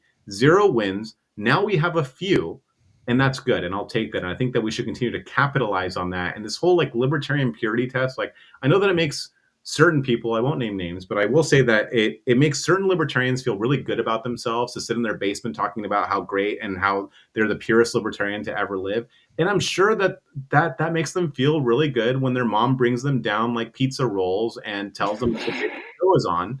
But in the it's real grilled cheese. In the Leave my Tostinos alone, Adrian. In the real world, if we want to affect change, we have to be willing to make concessions because life is about concessions. You don't get what you want all the time. As the great philosopher Mick Jagger once said, you can't always get what you want. But if you try sometimes, you get what you need, right? And that's something that we really need to focus on and stop being so fucking autistic as libertarians about, because that's what really turns people off, our inability to compromise. You can say, hey, Tim, you're great about this thing. Rob, you're great about this thing. Hlavakia, you suck on this, or vice versa, and say, like, you're really good on these, like, 8 things, but you suck on these 2. So instead of calling you a leper and saying that you're not libertarian enough and get the fuck out of my party or I don't want to associate with you, maybe, here's a radical thought, Tim. Maybe we just talk about those 2 things that you suck on after we talk about the 8 things that you were great on. And then maybe I just use persuasion and debate to convert you to be better on those 2 things. It's very, what you're saying, like, it really resonates right now because I see a lot of that, especially right now, is, I won't say who, but they recently made a post that said MAGA is not libertarian. And, it's kind of like, yeah, you're right. They're not libertarian, but they've been doing a lot of libertarian shit though. Right. Well, yeah. But like my point is, like, you want to grow the party. You want to make a big tent. You want to bring people in. But the second they say something you disagree with, well, you don't belong here anyway. Get the fuck out of my party. Fuck you, get the fuck out. I'm not so quick to throw people away. I'm so quick to throw people away who have been involved in the past, who, like, the big tent is like the lefty libertarian. Like, I think the messaging from the Reno takeover, all of that needs to continue. And it needs to go in that direction. And I think overall it has and it will. And I think we are going to lose a lot of that membership funding. And we need to find new avenues, right? And that's our job as the LNC. But I think, like, leverage-wise, like, Angela did a lot of good. And I think our messaging did a lot of good. And we're seeing the fruits of that now. And I don't think it's not for nothing. And I don't, What? right. And I don't want to take away from that because there is a reality in which Angela did a lot of good things. But where it kind of got a little gross for me, even before any of this really happened in the last couple of weeks, is that it was all like, look at me. I did these things and I'm so amazing. And look, I've led teams in the professional world. I've been a manager of teams. I've had people, that I delegate things to, that I run, that are under me or whatever. And as chair of California, when people are like, "Oh, you brought Kennedy to convention, you brought Cornel West, you did these great things," I always said, like, thanks so much, but it was a team effort. It doesn't matter if it is or isn't. It's Right. really gross for you as a leader, like unless you do it in a really hilarious Trump way, it doesn't work, right? But you have to it's your job as the leader to let people draw their own conclusions because they know your work or whatever. But you should always give credit to the other people, because if for no other reason, it really emboldens other people. Yeah, And I feel like they you made are a difference to come Yeah. in. That It's they one of made the 48 Laws of Power by and Robert because Greene. right, and it's actually that's what I was getting to, and it's really important that people understand, because that's how you bring in people. Like they're not everyone's going to stay in these positions, these unpaid volunteer positions where you have to do all this work and get little return. So you want to really make people feel good about themselves so that when they're on their way out, or better yet, you have people competing for these unpaid volunteer positions, and you get new blood in filtering all the time. And it's really important that you do stuff like that. And it was kind of, and I know what her involvement was with Ross's pardon, and it is not the level that she makes it seem. I'm not saying that she didn't play a role, but it's like there are two people in particular that are not taking credit for it. And if they wanted to take credit, they could, and they can do it on their own. But I know for a fact two people played a very crucial role in this that are silent about this whole thing. They're just happy that he's out, and that's enough for them. But the fact that you're taking, so much credit for something where you played a very minimal role in is kind of disgusting. Credit the LNC, credit the LP, credit others. Your job as a leader is always to take the shit, shovel it wherever, and then you just move on to the next thing. History will write itself later on if you did a decent enough job or whatever. You have to like ring your own bell and suck yourself off. There's something like particularly not great about that. Yeah, You know what it I agree. I agree with you. Was I dying of AIDS last time? Whenever I kept No, going. you were doing fine. You just You're kinda always dropped dying off. of AIDS, Rob.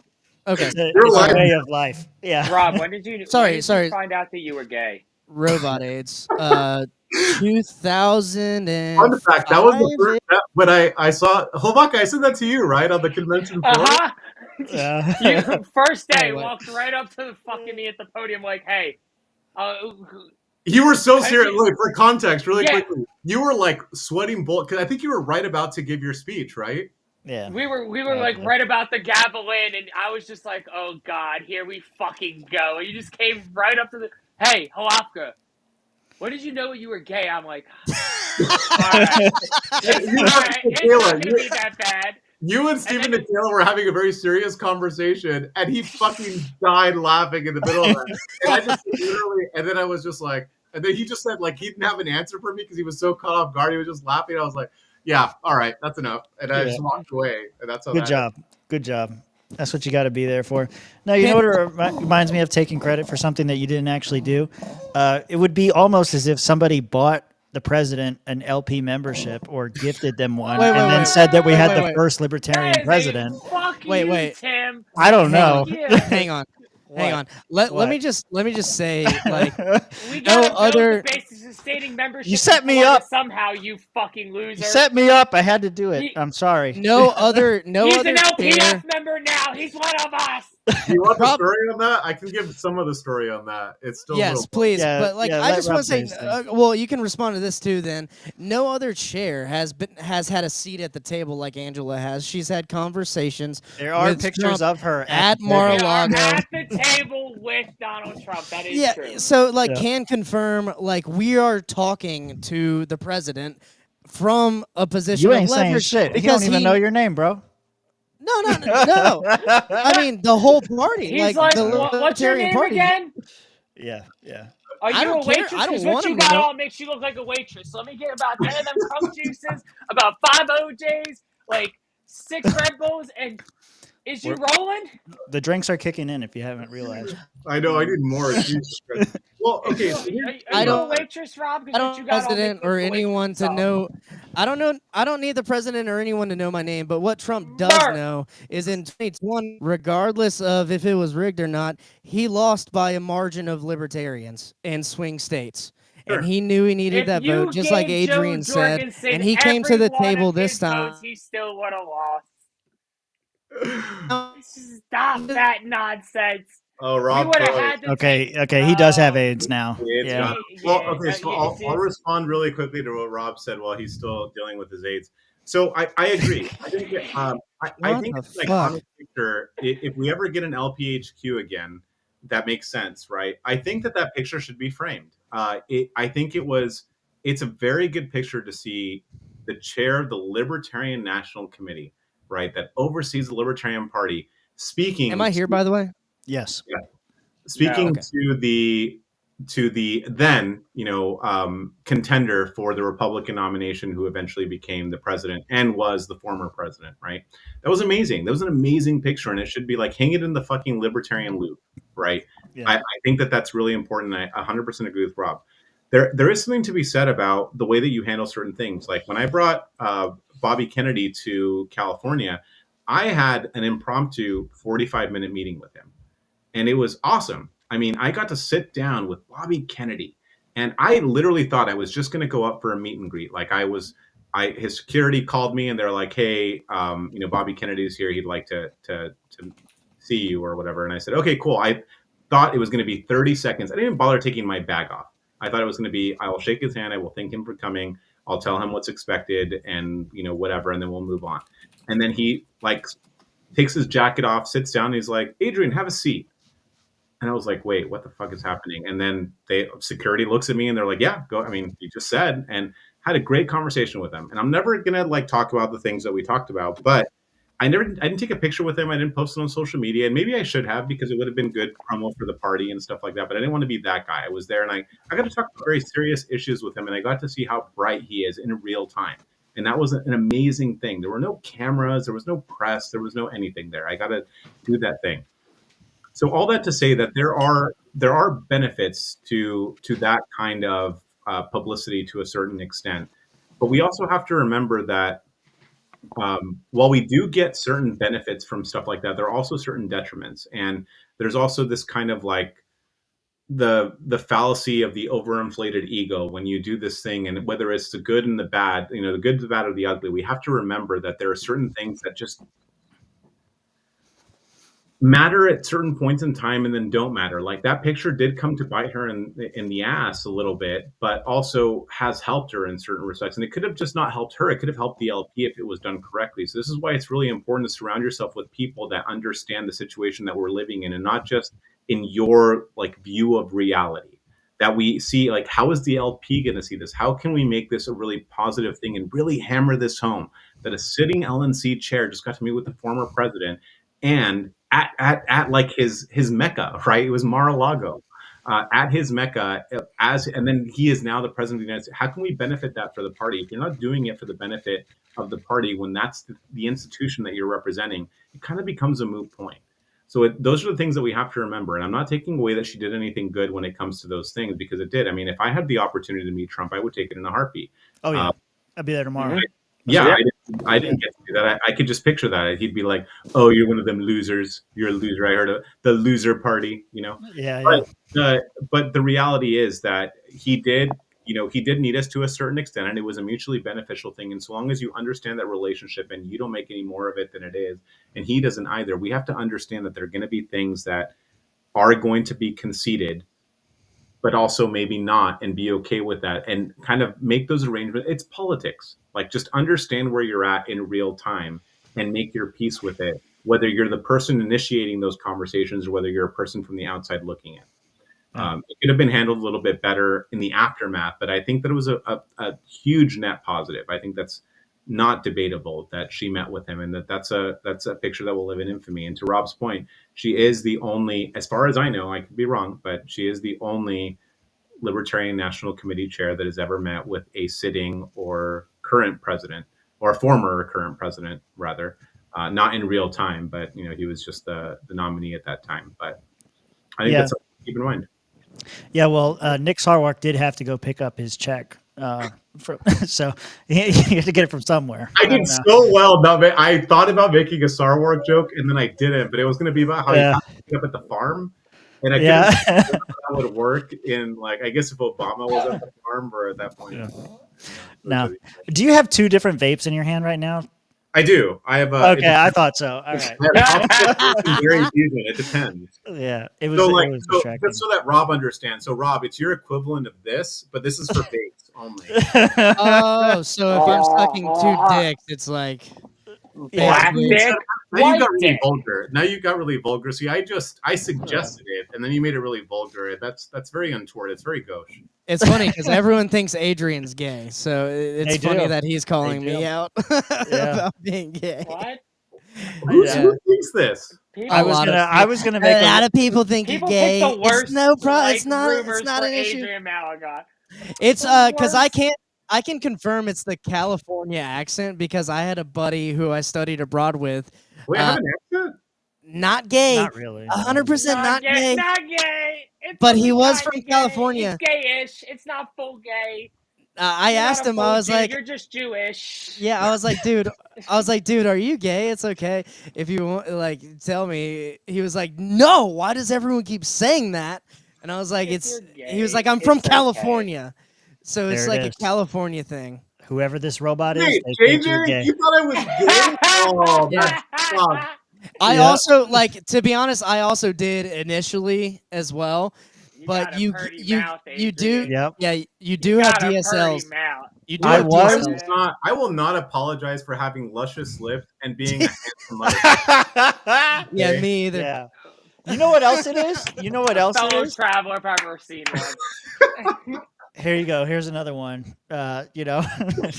Is he If not you're not gay? gay- Don't hate me because I'm beautiful. Hate yourself because you ain't. Yeah, What? definitely welcome to the swamp. Let him have it. But no, I did. That was actually a question that I wrote down early on, and I deleted it because at first, like, that was going to be one of my questions to you. Like, are you gay? Why are you Because gay? Why Well, are you gay? the real reason, if you guys want to know, the real I'm not gay no more. I am delivered. the real I'm reason delivered. I wanted to ask him is because I have some news clips that have some men in them, and we play, New Contender on the show We all play- the time. So I wanted to Why, know Jesus? if I could ask him that. But then I went through his feed and I saw no, he is very appreciative of beautiful women. So I put it together. But initially, it was a question: is he gay? I am. I am appreciative of the women, not the gay Yeah. part. So it's I guess because I have to. So it's Meredith, girlfriend, region 4. Oh, damn! Which Sydney lips? Sweeney is a close Which second. lips? That's what I need to I know. can't go any further down the list, or I'll probably get in trouble. Sure, yeah. No, it's all good, man. So what you're saying is going down gets you in trouble, Look, Adrian. I don't know what Nikayla told you. Whatever happens at Club 11 in Miami stays at Club 11. So whatever Yeah. Nikayla said about what Look, happened. I don't think you realize this, Adrian, but that chick in the blonde chick across the way, that was me in a wig. I saw the whole thing. You're caught. Yeah. If he is, he hides it very well. Well, I tucked and rolled that night. It doesn't help wasn't that being caught. I'm from the Bay Area, so that probably doesn't oh help. yes. That's probably Yeah, he was like, "Oh, that looks normal over there." But JJ's dead to me. The fact that JJ said I thought he was. Oh, this is also true. I completely forgot about it, but Lamar brings up a good point. You did talk about sucking dick so eloquently, so you I'm kinda sorry knew that what I read books, Lamar. Okay, I'm not Lamar does not read well books. read. Do you read in Target You read, smut? motherfucker? God, retarded ass motherfucker can't read. Yeah. Learn some words. Read a book, you illiterate Read? motherfucker. What This is you only reading from? This is like You literally read, a bitch? 16th of the books that I own. What happens at Wendy's stays at Wendy's. It's okay. We'll Book. forget about it. Yeah. Less than Adrian, but my books. That Oh. was why I staged the coup for Nikayla, because he promised me as much free meat as I could handle, and I was like, that was Oh, Adrian is nice. gay. Fresh, never frozen, Yes, right? I told you. I tuck and roll. You gotta I duct tape it up. Although I did tell Nikayla that I was a little put off by the square patties. They're not the way that God designed them. So, if we're gonna be But gay you put about it, we bacon have on to be them like, bitches. right. yeah. He made a meat sandwich the right way. Dave Thomas gave us God's creation, and you're going to deny God to your face. Did you Oh, dip I your will. French fry in his frosty? Speaking That's of all I a wanted. fruits to God, Whoa. wait. Speaking Whoa. of fruits to God, I will say that your guys' intro with Shrek Oh, is yeah. very indicative of an LNC member. I won't say who because I don't want to get in trouble, but I think Now I got to figure it out.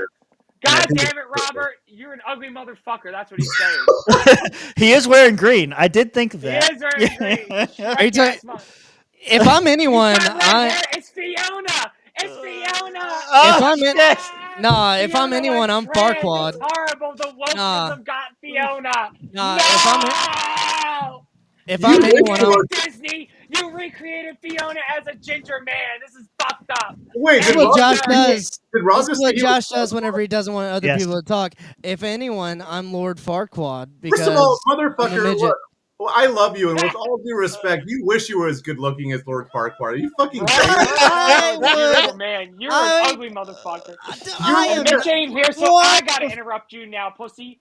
You're, if anything, you're like a Temu version of Heist. What the fuck are we talking about? Okay, all right. Look, Whoa! I don't know what you guys want me to say. Motherfucker.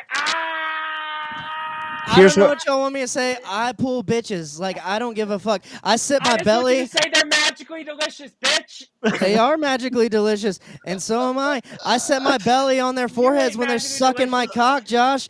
Fuck you, ain't dude. got no Wait, I'm sorry. And so, you what are their gotta. names? Are their names like Steve, Jim, like what? John, Like, yeah, all of it. Matt, Sue, Scott, all of them. Jeff. Yeah, Jeff, Douglas, yeah. All of it. Yeah, all of them. I hear he Yeah. uses teeth, so that sucks for you. My condolences. Oh, look. Oh no, Lamar. Oh, you would pull Oh, the one shit. comment in your Oh, favor. shit. Okay. Oh yeah. Oh, I love those little bitches. Sorry. I'm a lawyer, a comedian, and Alleged. I got a fucking cock. Alleged. So, Wait, like, you're a I don't know what you comedian? want me I to mean, do. you're funny looking, but what is that? He's the most failed You're all comedian funny ever. looking, motherfucker. Dude, you look like Emperor You're- Ichiro from you know World War what, II, Rob? bro. You're What are a you towel. talking about? That is You're a true. towel. You look like fucking Japan's Shut up, about to Rob. You commit got a seppuku for Canadian you. looking Oh, wait, motherfucker I'm with sorry. them Wait, beady is eyes your and that big- flappy ass head. Wait, hold You on. look Is like a Rob well-balanced Stone here? breakfast. Is Josh Rob Stone actually here? has Wait, AIDS. I Wait, don't wait. know. Yes. Wait, I just want to make Yes. sure I understand your clap back here. Your big own is that I look like the Japanese emperor who got like thousands of generals to commit suicide. I can't make you guys fight any better. I'm trying. Yeah, pull up Emperor dope. Ichiro. Yeah. Is that his First of name? all, it's Hirohito, you fucking retarded. Hirohito. You Hirohito. racist? Said you uncultured swine. And you know what? And you know what? And you know what? Honky ass And you- cracker and you- motherfucker. And you know what? I looked this up 10 minutes into the show, and he doesn't look like him, so I wasn't gonna bring it up. But now I'm gonna bring it up. I don't know, dude. It's kind of similar. But the ears are like out here. It's like not. You leave my Adrian pretty looks like Tojo it was motherfucker refined. alone. Adrian's the Adrian's- refined version 2.0. Adrian is refined, definitely He's related. He's He's been Americanized. He's beautiful now. Much more beautiful. All right, here we go. Are you I guys want to ready? see it now. Rob's Rumpelstiltskin. All right, get real close. Is this the guy? Oh, God. All right. Wait. That's I racist. think it's the glasses. I don't know. I think it's man. the grasses. The I grass. Racist. Oh shit! Oh, All right, fuck. All right, when Rob is right, you know what? No, there was a better one. Barfo, send me that picture again. Rob, hit the soundboard real quick. Oh yeah, the Chinese Yeah. one. Where are we? Yeah. Rob, where are you at tonight? Oh, Barfo, while he's grabbing his props. I had a buddy bring me these from China. They're Chinese cigarettes. It's a box I kept. I smoked the cigarettes, no. China. Oh, nice. Yeah. China. but China. Yeah, actual Chinese cigarettes. These are cool. What are you? He does have a ethnically, lot of fentanyl. actually. I am full brown. Unless my mother was a whore and I don't know about it. I am full brown. So both my parents are from Mexico. It is the oldest profession in history, Oh. so chances are. True. you know. And there's a good chance. My mother was not a nice woman. Thank But you. I got it. Yep. she. But yeah, Spanish is my first language. I am full Mexican as far as I know. This was during the LNC meeting. We were discussing your looks, and this came up as the comparison. And yeah. Anyway, here you go. That was basically Adrian during that fucking meeting. Like, rip that smear off It your was face. pretty good, man. It's So- pretty accurate. I don't know. Not I have more hair. That's more Yeah. hair that comes me. Is I have man, This is you when you get rip that older. smear off This is your face real future. quick, this Jay. is you when you're chair of the LNC. Mr. Magalon, you need to wipe that smear out of your face. Oh yeah, that's right. Magalon. That's right. Aaron Yeah. Latt voted Magalon. I don't know what this is for. Yeah, Mexicans do look like Asians. Okay. Thanks, Rob, for that color comment. You're welcome. Support You're Puerto welcome. Ricans. You're welcome because they do. And we talked about this last time. Mexicans do look different than the other Hispanics.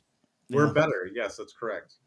Well, hey, while we're talking about the races, there was a. I do want to cover this because it is California related. We had so much news. Let's We go. do. We do. It all got thrown I out the listen. window. If I know you're like 5 hours. What time is it in Cali right now? It's only 7:40. I'll stay on as long as you guys want. I'm always down to come back too. You guys are fun. Sure. Yeah, man. Of course. Yeah. Anytime. I'm not trying to keep you. That's all. Oh no, So, I have time. all right. Good deal. That'd be a long episode. It's all right. This is what you guys paid for.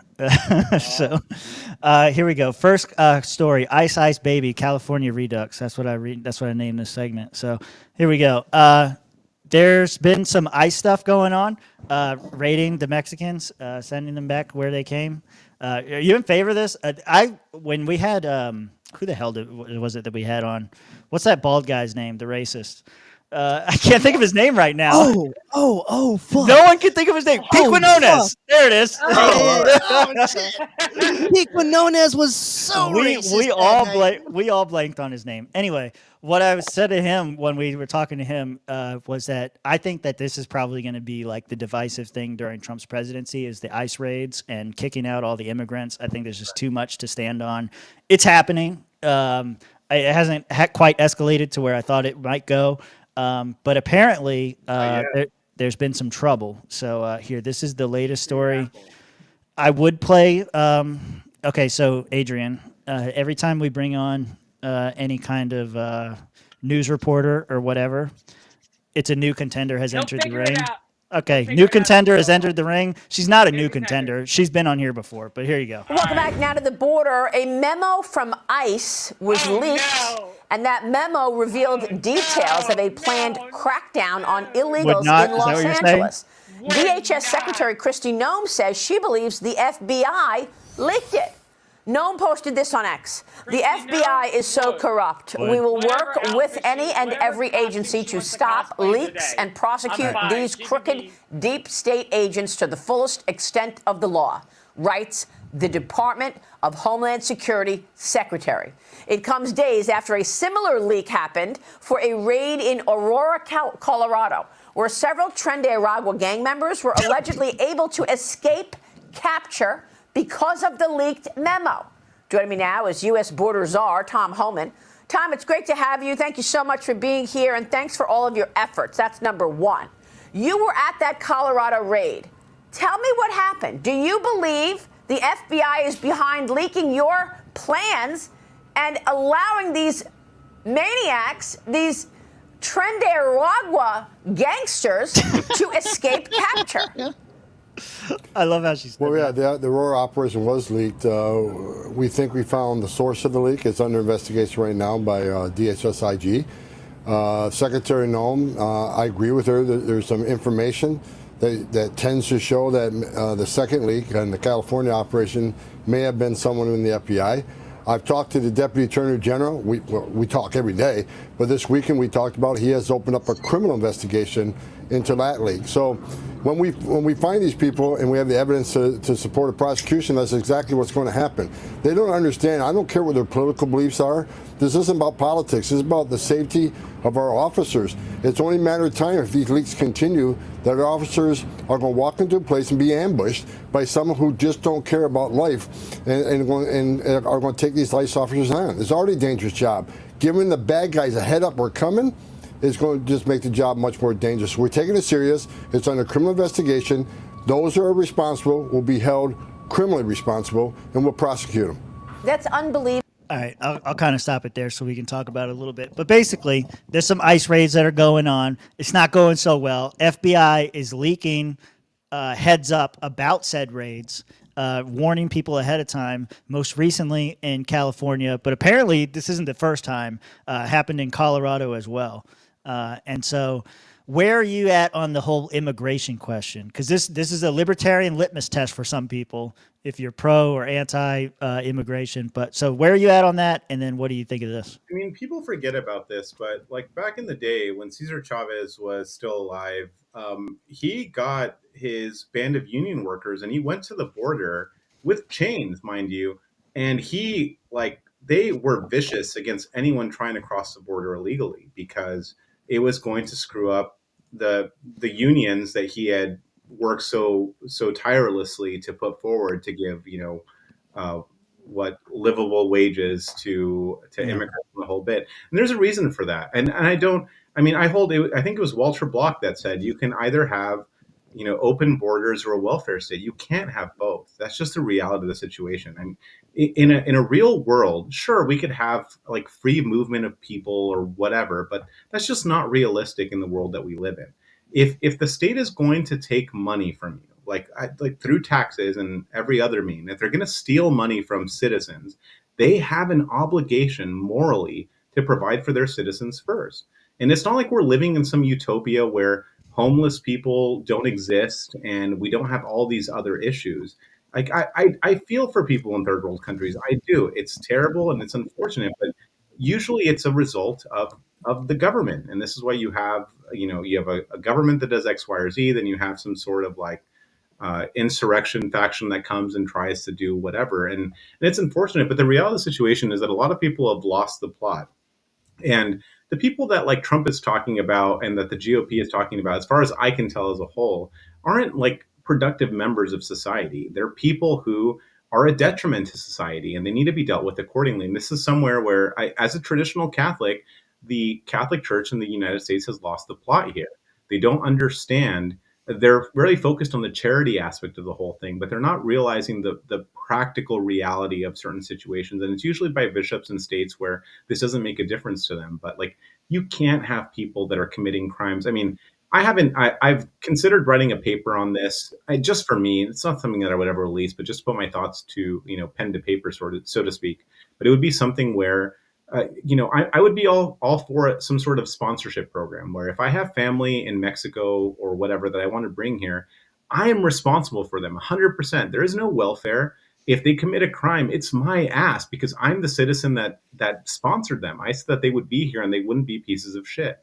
So I really don't have any sort of sympathy for people that come here and do stupid things. I mean, at the end of the day, it's unfortunate for everybody else, but some people ruin it for everyone, and that's really unfortunate. We have to prioritize citizens who are getting taxed and who are getting their money stolen from them before we prioritize everyone or everywhere else. Like that's just we're actually the I won't say the only one, but we're, as far as the first world is concerned, we're one of the few countries in the world that has very lax immigration systems. You don't see this in Europe. Right. You don't see this in New Zealand. Well, London maybe. What's that? Well, London, yeah. So, the UK, I mean, London aside, but a very specific subset of the UK, right? You don't see this very often. Like they're I don't want to say hostile, but they aren't particularly inviting of immigrants for this reason, because they don't want to destroy their way of life. And I mean, everyone wants to be with their own. It doesn't matter. It sounds really racist or whatever, but look at how you have in Miami, for instance, right? You have like Little Haiti, Little Havana, right? You have these like little self-segregated places of people that want to be with people that speak the same language and share the same culture. Chinatowns all over the country. What's that? Chinatowns all over the country, right? Like yeah. I mean, there's a Chinatown in San Francisco, in LA, like in San Francisco, for instance, you have Chinatown. They segregate themselves, and it's very, very Chinese. Even Little Italy, and then like the Jews have tunnels all over the place. So like. Well, no, in the city, it's the same thing here. So North Beach is Little Italy, right? But you have Chinatown where they even segregate themselves further between those that speak Mandarin and Cantonese, right? The mainland and not the mainland, like the higher quality of Chinese versus the not. You also have the Mission District, where it's kind of like not just little Mexico, but little Latin America. Like, and even then there are subsects of like, there's a portion in the Mission District that's like Mexican, there's Salvadorians, there's Venezuelans, like they segregate amongst those segregated communities. So, and then you have like, even the gays segregate themselves. You have the Castro district here, right? Not that I would know because I'm not gay. But I think this is not something that, it's not unique, but we want to pretend. I think this is something that you see all the time. And as you guys probably don't see it as often, but living here in California, in the Bay Area specifically, people need to just shout about this and about how terrible it is because they want to sound like they're sympathetic, like they're, you know, I got away with a lot of shit here in COVID, for instance. Like, so during COVID, I'm probably the darkest person, and I'm not kidding about this. I'm the darkest person that lives here in where I live in the East Bay. It's an affluent little town that I live in, and I'm probably the darkest person here. I would walk into stores during like peak COVID era without a mask, without anything, and my best bet was to have like a white cashier or a white person at the door, like checking, right? Because they're like, okay, this guy isn't walking with a mask. He may have COVID, but do I want to seem racist? It can't be anti-homophobic. And it can't be anti-homophobic. Like, super gay. So like, what do I do here? And, you know, it didn't help that I had like, you know, I was like holding a guy's dick when I walked in, but, or it did help. It's called elephant walking. Well, that's amazing. But where I always lost the plot was when there was like like a Mexican or another minority that was darker than me, or like a black woman, like 10 years, they're like, wear your mask, and I'm like, are you racist? They're like, I'm fucking black, get out of my store. And they'd be like, all right, well, I tried. That's not an answer.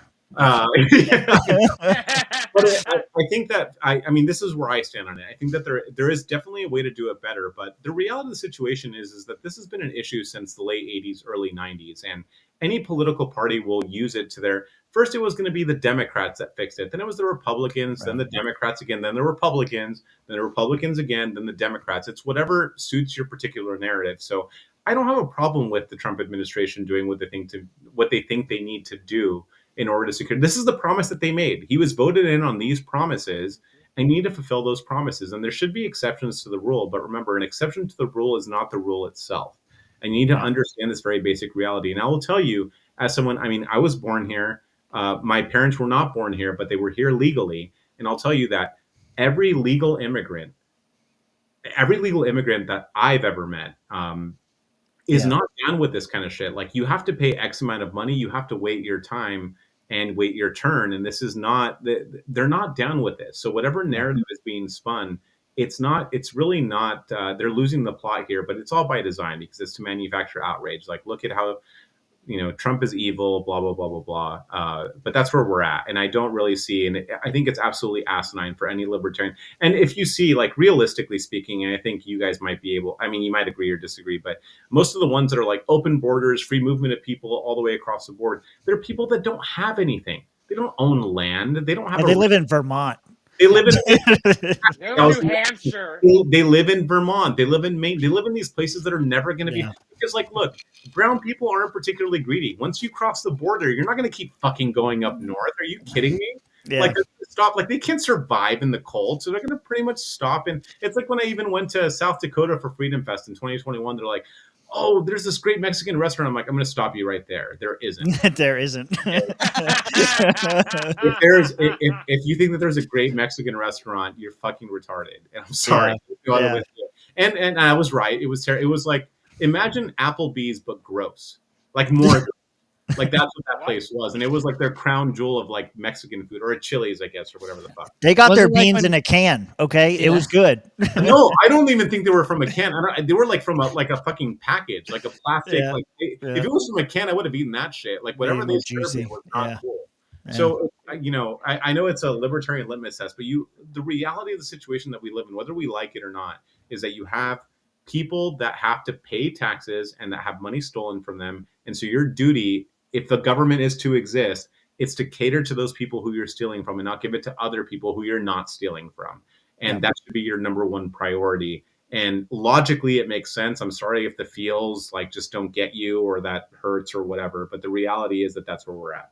I take it further than that. Like it doesn't even have to be like this can be a perfect libertarian society that we live in right now. If I don't want you living in my neighborhood, I should have kind of some sort of say on that. Sure. I don't No, know. I agree. Yeah. And America, if you want to look at it as one giant neighborhood, basically said, we don't want them here. Get them the fuck out. Right. America. That's how I see it. Yeah. Especially now that we know. Tim, you're talking about America, not America. You're right. You're right. America. In honor of the Gulf of America, I will drink to that. Yes. And honestly, that's what's really funny, right? Everyone lost their shit about Gulf of Mexico, but no one has any historical context as to why it was called the Gulf of Mexico, right? So this was prior, if I remember correctly, I could be wrong, it was prior to the Louisiana Purchase. And so Mexico was that extension of everything else before there was like Manifest Destiny and this whole bit. But even then, it's like, so who cares what one country refers to something? There's like 5 different ways to refer to Germany in multiple languages. Who the hell cares? It's Deutschland, Alemania in Spanish, right? Germany in English, and I'm sure that there are others. But it's like, who cares? If the president of the United States wants to call it the Gulf of America, okay, well, you have a first world country versus a second world country. Who cares? Yeah. Right. I mean, the big money move there is he did that to circumvent laws that say you can't drill in the Gulf of Mexico, right? Like that's the. Do you think that's what it is? Right. Really? Oh, shit. That's right. I read something about that. I don't know how true it is, but I do remember that. Yeah, That's what he did. That's gangster as fuck. Yeah, no, Yeah. that is why he's doing it. But to me, like, I think he is also taking a page from the book of like Xi Jinping, because in China they're like the South China Sea means Right. the South China Sea, motherfucker. Like, we own 90% of this shit, and they don't follow international law. They don't follow the 12 nautical miles to 200 nautical miles. They're like, it's all ours. Yeah, and so I think that is coming next. I think that shit's coming next with Trump in the Gulf of America. Interesting. Yeah. What are they gonna do? Yeah, what are you gonna do? But yeah, exactly. And what I was gonna say with Adrian, I 100% agree with Adrian on everything with the sponsorship set up and stuff like that. I would add that to corporations and businesses that hire illegals. Yeah. And you know what's really funny? It's like, you want to talk about like, liberals are the most racist motherfuckers to ever exist. And it's really 100%. Funny that people just like pretend that that's not the thing. But I'll never forget a tweet by, who is it? Who's that brother fucker? Ilhan Omar. Yeah, that's right. Her with her brother husband or whatever. She was like, when Trump initially talked about, well, we need to have, it's by merit, right? It was a merit-based immigration system or whatever because we need more doctors. And she's like, look at him trying to put the Browns down, and he doesn't want people from Mexico. And it's like, listen, bitch, we have a lot of good doctors and science. Like, that's you being racist. The fact that you immediately thought that he was trying to bring in Europeans and Indians or whatever, and you're discounting the fact that south of the border, we also have scientists and doctors and all these people in these, or engineers or whatever, in these high like priority fields, really shows how racist you are. And she never deleted the tweet. She got shit on it, but she never deleted it. And she's just like, I'm going to stand by my racism because it's okay. Look, there's poor black people that don't know what a computer is. Okay. Apparently, yes. My favorite this day. I came across. What the fuck is a computer? hey, what the fuck are you talking about? My favorite. One of my favorite Instagram. I think it was Instagram or whatever. Like a video ever to this day was when Biden made that statement, or whoever it was that made that statement. But it was in the last 4 years. It was just like this black guy did a video of he's just like crawling around like a monkey and looking at a computer and poking at it with a stick. And it's just like really funny. And it's the 2000. So it's Gustav Holst's Planets playing in the background. So 2000 Space Odyssey music for those of you that don't know the comment. And it's just like dun dun, like the dawn of man, right? Yeah, he's just like poking at it with a stick, and then he's able to open it. He like freaks out, and it's like one of the funniest videos in response to that shit ever. That like, we don't know how this exists or whatever. And then there was another video, because the whole thing is like driver's licenses, or like minorities don't understand how to get driver's licenses. And I forgot who it was. It was some guy that went around. He's like, sir, do you have a driver's license or an identification, like state issued identification? He's like, yeah, sure. And it's like 10 people that they go by, just random like minorities. Yeah. They're blacks. They're primarily blacks and Hispanics, right? And they go through and they're like, yeah, he's like, do you know where your DMV is? And they're like, yeah, it's on the corner of blah, blah, blah, and blah, blah, blah, depending on, it's different states, right? Yeah, yeah. Okay, do you have one? He's like, yeah, it's right here. And they would like blur it out or whatever. But and they're like, but you're black. The whole notion. I can't buy Newports without an ID. What the fuck? Your menthol Newports.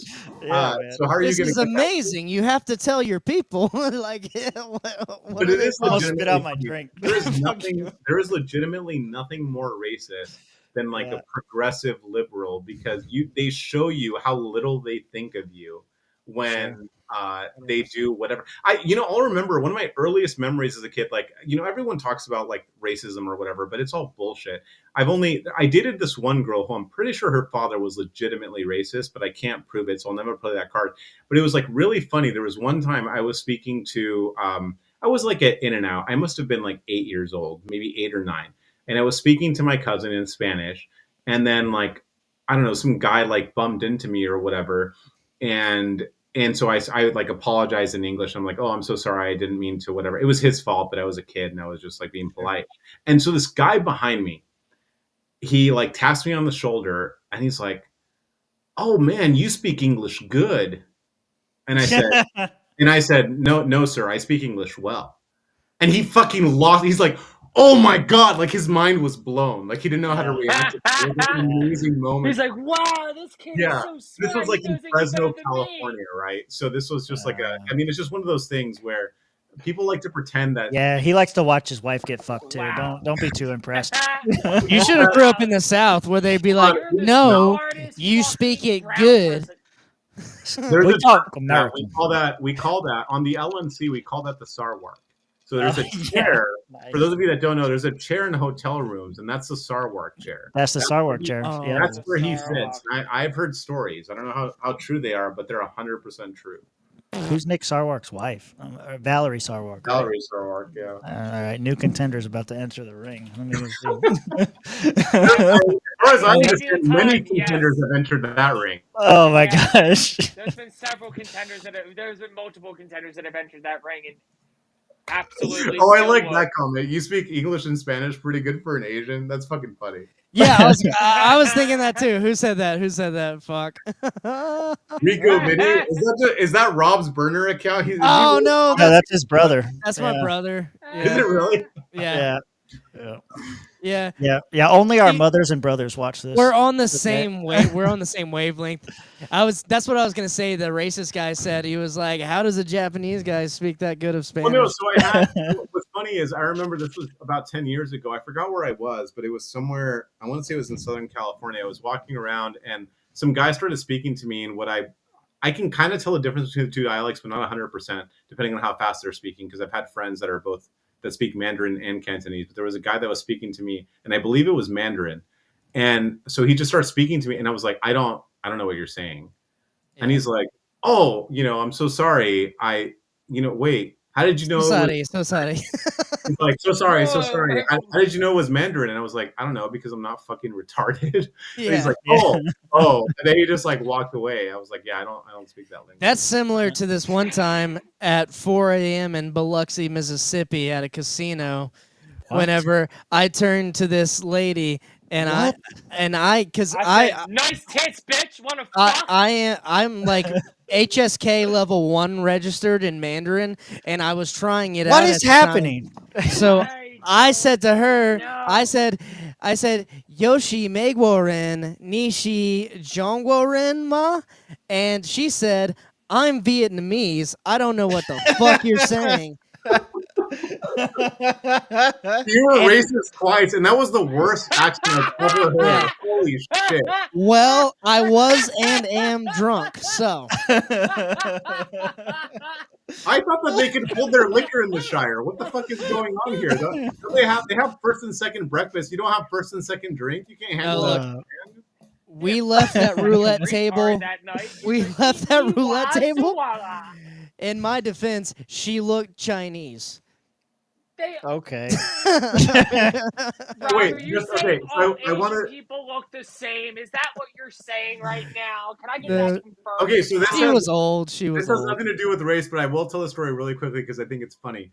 I went to Notre Dame, but transferred to St. Mary's. So my degree is from St. Mary's College of California, and so we infamously, the rivalry is between St. Mary's Gales and the Zags, right? Gonzaga University and whatever in Spokane. So we were at Vegas at the WCC tournament, and this guy. So I sat down. I had a St. Mary's shirt on because I used to go to these things all the time. I sit down, and there's this guy. He's drunk as fuck. Like I can imagine Rob, but like way more drunk, like 3 times as drunk. And I sit down. And he's like, "Oh, a Gale. Oh, St. Mary's. Gay. What's a Gale?" And I was like, "A Scottish warrior. Have you never seen Braveheart? Like Mel Gibson made a whole movie about it." And he's like, "Oh," and I was like, "Well, we're on that topic." So I said, "Oh, you're from Gonzaga," and he's like, "No, not Gonzaga, Gonzaga. You know, Zags," and he points at his shirt, and he's like doing like the Zag thing, right? And I said, "You understand that your school is founded by a Jesuit saint named Aloysius Gonzaga, who was Spanish. He would never have pronounced his name Gonzaga. It would be Gonzaga. So I'll ask you again. Your mascot is the Bulldogs. Why the fuck do you have Zag on your shirt? And why are you saying that so proudly? What is a Zag?" And he looks at me and he gets up. And so like I'm at a blackjack table in the middle of fucking at the Orleans in Vegas, right? So he gets up and everyone's just like, what the fuck is going to happen? And he leans in and he goes, "A Zag is like a zig, but opposite."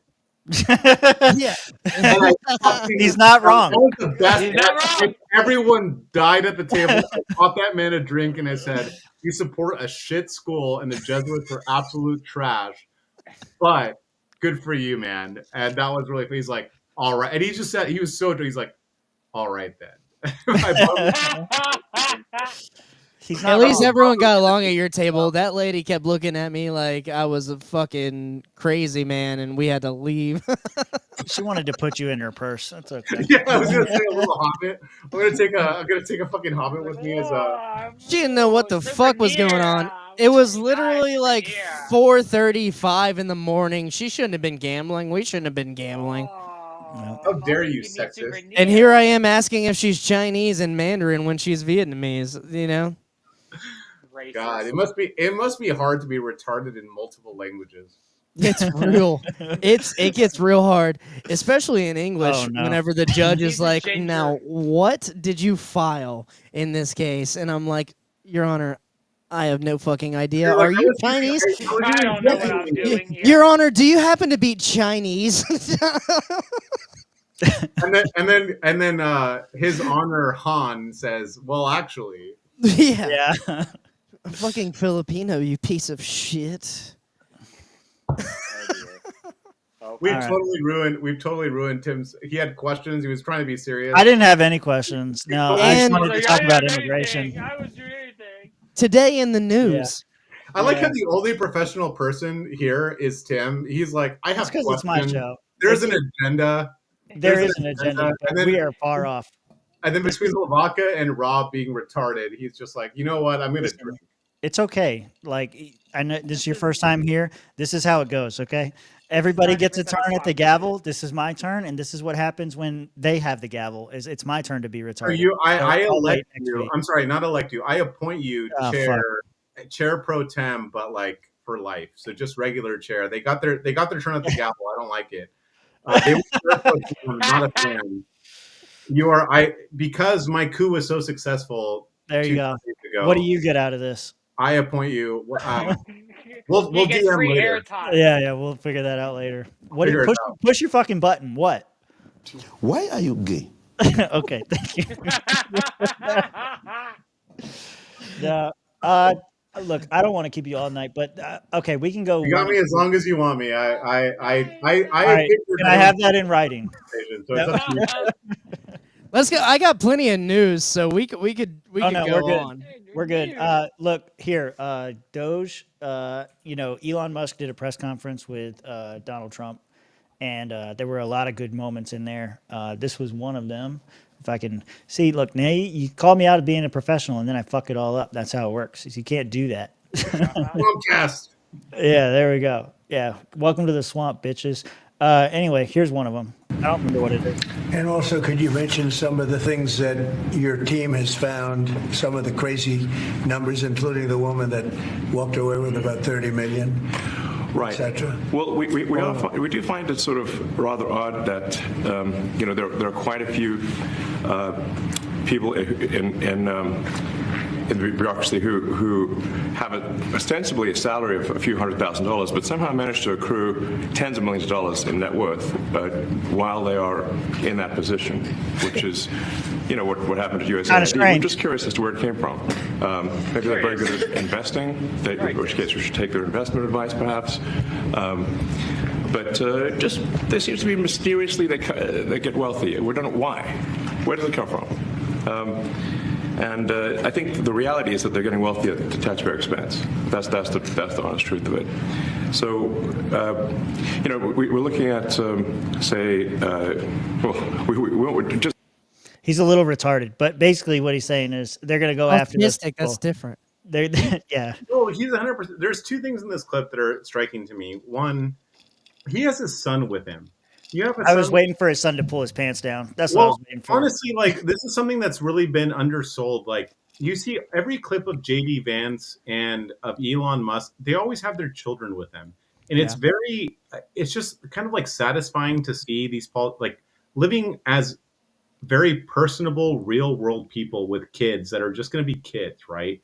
And so that's really cool that his kid is in the Oval Office. We really haven't seen something like that since JFK Jr., right? We saw that, the infamous picture of Jack's son crawling around the Resolute desk and, trying to pick at things and do whatever. And then Biden couldn't have any kids because he'd just sniff them in front of the cameras. Well, that's why he was not allowed to be around children, but he still was, ironically enough. But I mean, this is a really good point that no one ever wants to talk about. How is it possible? So this is always what makes me it makes me laugh when it comes to the LNC stuff. Oh, you're vying for power and what? It's there's no power here.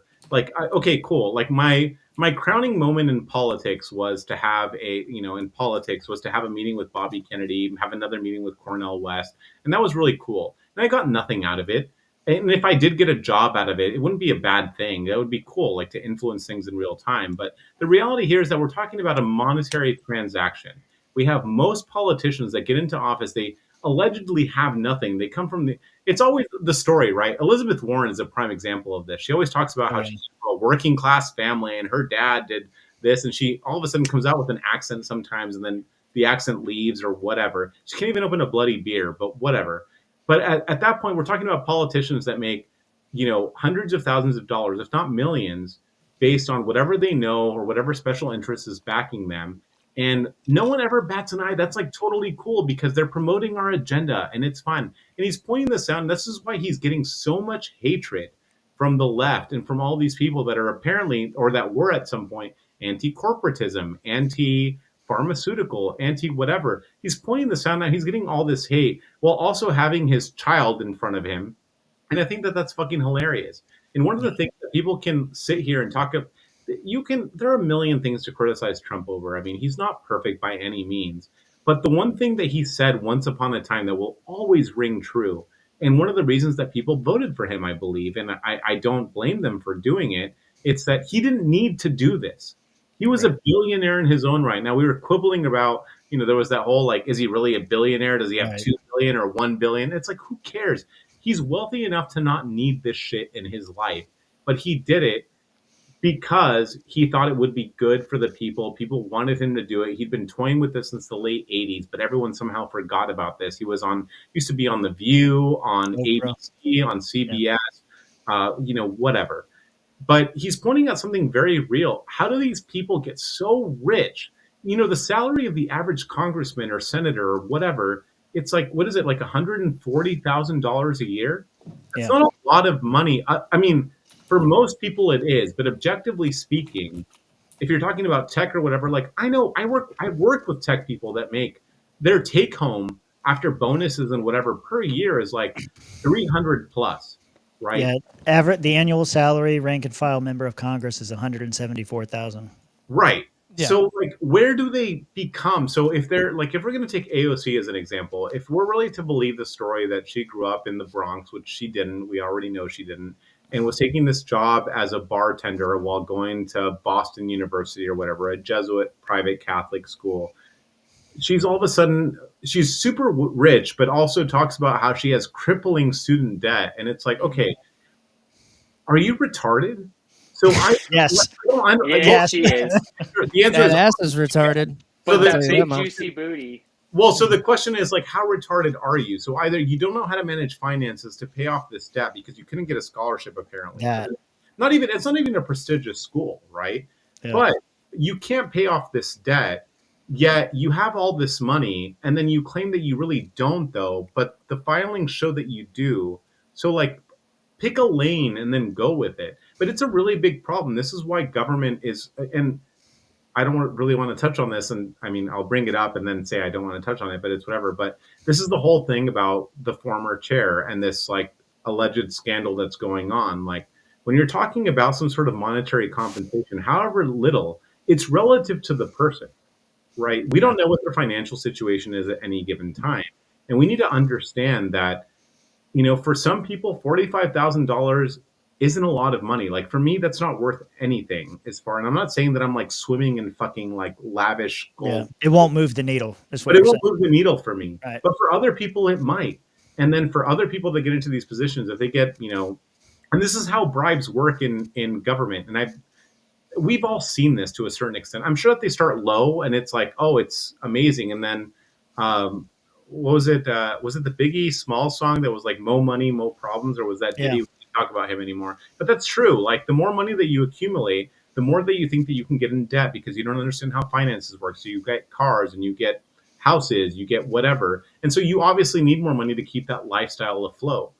And so this is what happens in government all the time. But people are somehow really, really, really adverse to talking about this kind of stuff, and it blows my mind because it's so evident here.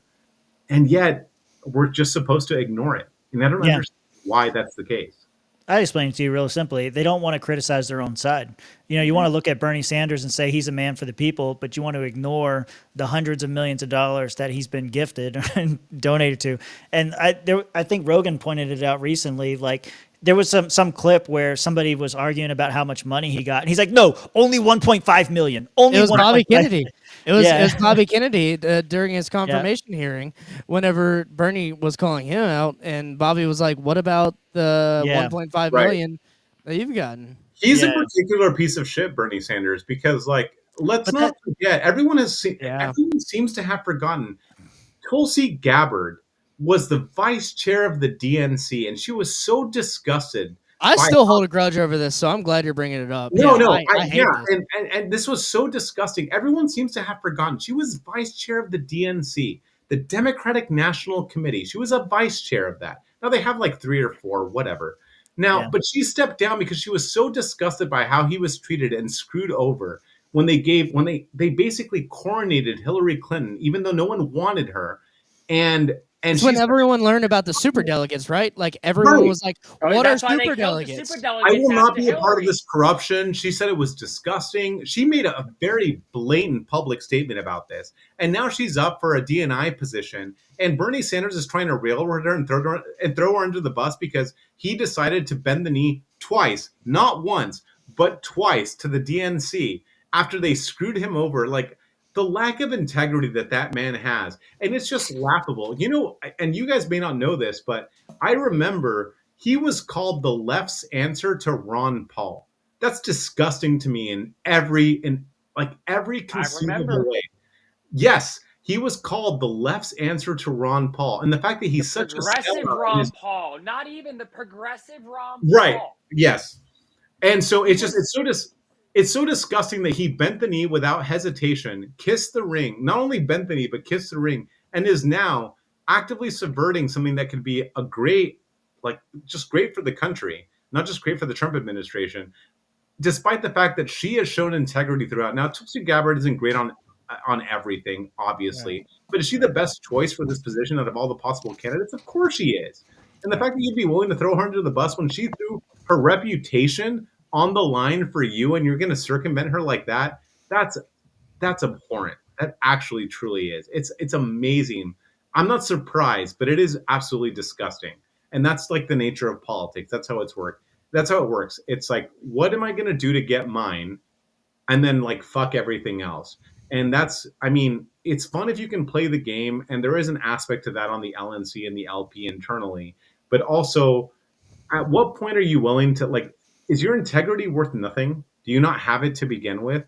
What are we talking about here? Elon is spitting truth here in the Oval Office next to President Trump, sitting at the Resolute desk, and we're going to sit there and point at him and be like, bro, you're kind of a shit poster on Twitter, and that's not cool. Yeah, we don't like that. It's not the only truth bomb he dropped next to the Resolute desk. Oh, no, he's dropped a whole bunch of them. And honestly, like, Elon Musk does not get, I mean, we were laughing about the Kanye thing before the show, but it's like, Kanye made he made several true statements. I won't say which ones were true and which ones weren't, but before he deleted his account. Which one? He does have a Jewish doctor. But never, well, hold on. Actually, okay. Well, he wouldn't say what. No, so I'm going to read the quote verbatim. Who's getting the Yeezy shirts? That's all. So I have this quote written on my whiteboard in my office here. So why gotta be a whiteboard? The actual quote is, the thing about the red hot that drove me to a point of exhaustion, which was misdiagnosed by a, I'm not going to say what race, what people, doctor, and what hospital, and what media it went to. We know I can't say that. It was a Jewish doctor. That was the most. I have that written. That's a quote that's written on my whiteboard because it's a very I don't know, disjointed quote. But it's literally like that's the transcript. Like that's how it is.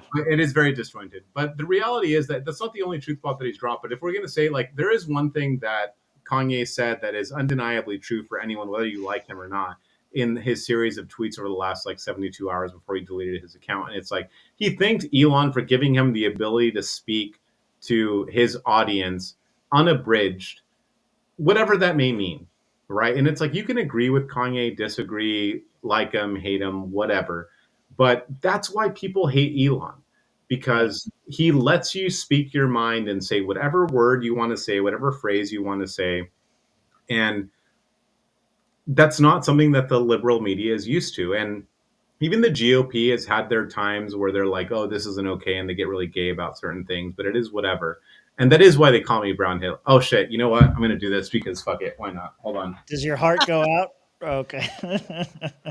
All right. So here's what I knew. I have this hanging on my office wall. Uh-huh. So to show the derangement of certain people, it was this was Long Beach 2021. It was my second convention, as an official LP member. I was so there was a flyer that was handed out at the Libertarian Party of California convention. It would have been 2022, I guess, where I was elected as the Northern Area Coordinator. There was this flyer. And you have it framed. It's an iron with the swastika where I am on this flyer with. I should have highlighted your name. Dave Smith, Jeff Dice, Scott Horton, Angela McArdle, Michael Heiss. Mm-hmm. I think that's it. There's a backside. I don't remember who's on the backside. But yeah, that's I have this hanging because it's a reminder of what I do. So any Mises person that ever wants to say like, oh, he's become a hater, he's not Mises friendly, I very much believe in the vision because I was put on this fucking flyer that it was very hard for me to explain to cleaning staff that did not speak English. They spoke Spanish. So I had to explain to them that we're not actually like a Nazi rally. This was just a deranged few people that decided to like.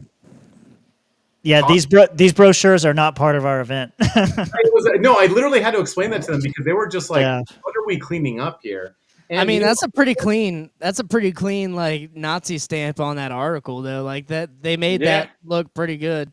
Oh no, they did. I mean, they went all out. They definitely went to Kinko's. I think Kinko's was still a thing at the time. Maybe I'm wrong, but Kinko's is still a thing. Yeah. So yeah, that's I hang this because it reminds me of why I deal with all the bullshit that I do because a lot of the accusations here are so egregious and retarded that it's just really funny. So anyone that wants to forget, Tom Woods, I'm on here with Tom Woods. So it's kind of a badge of honor that I'm here with a lot of great people and some not so great people.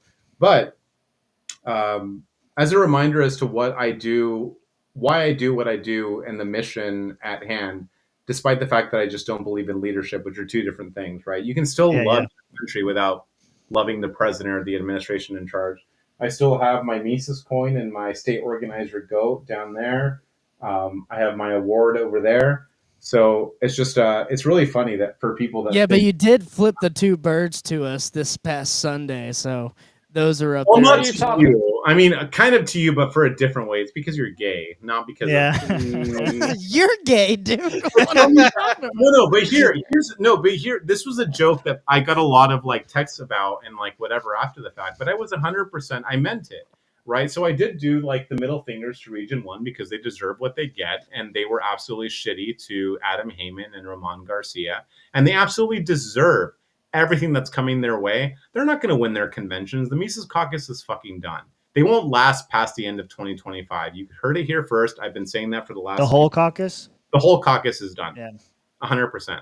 But I will say that, I mean, on top of that, when I handed, metaphorically, because I can't literally, handed my gavel to Nikayla. And it does on the band say take human action, because what do we believe in? Single issue coalitions. Sure. And single issue coalitions are about single issues.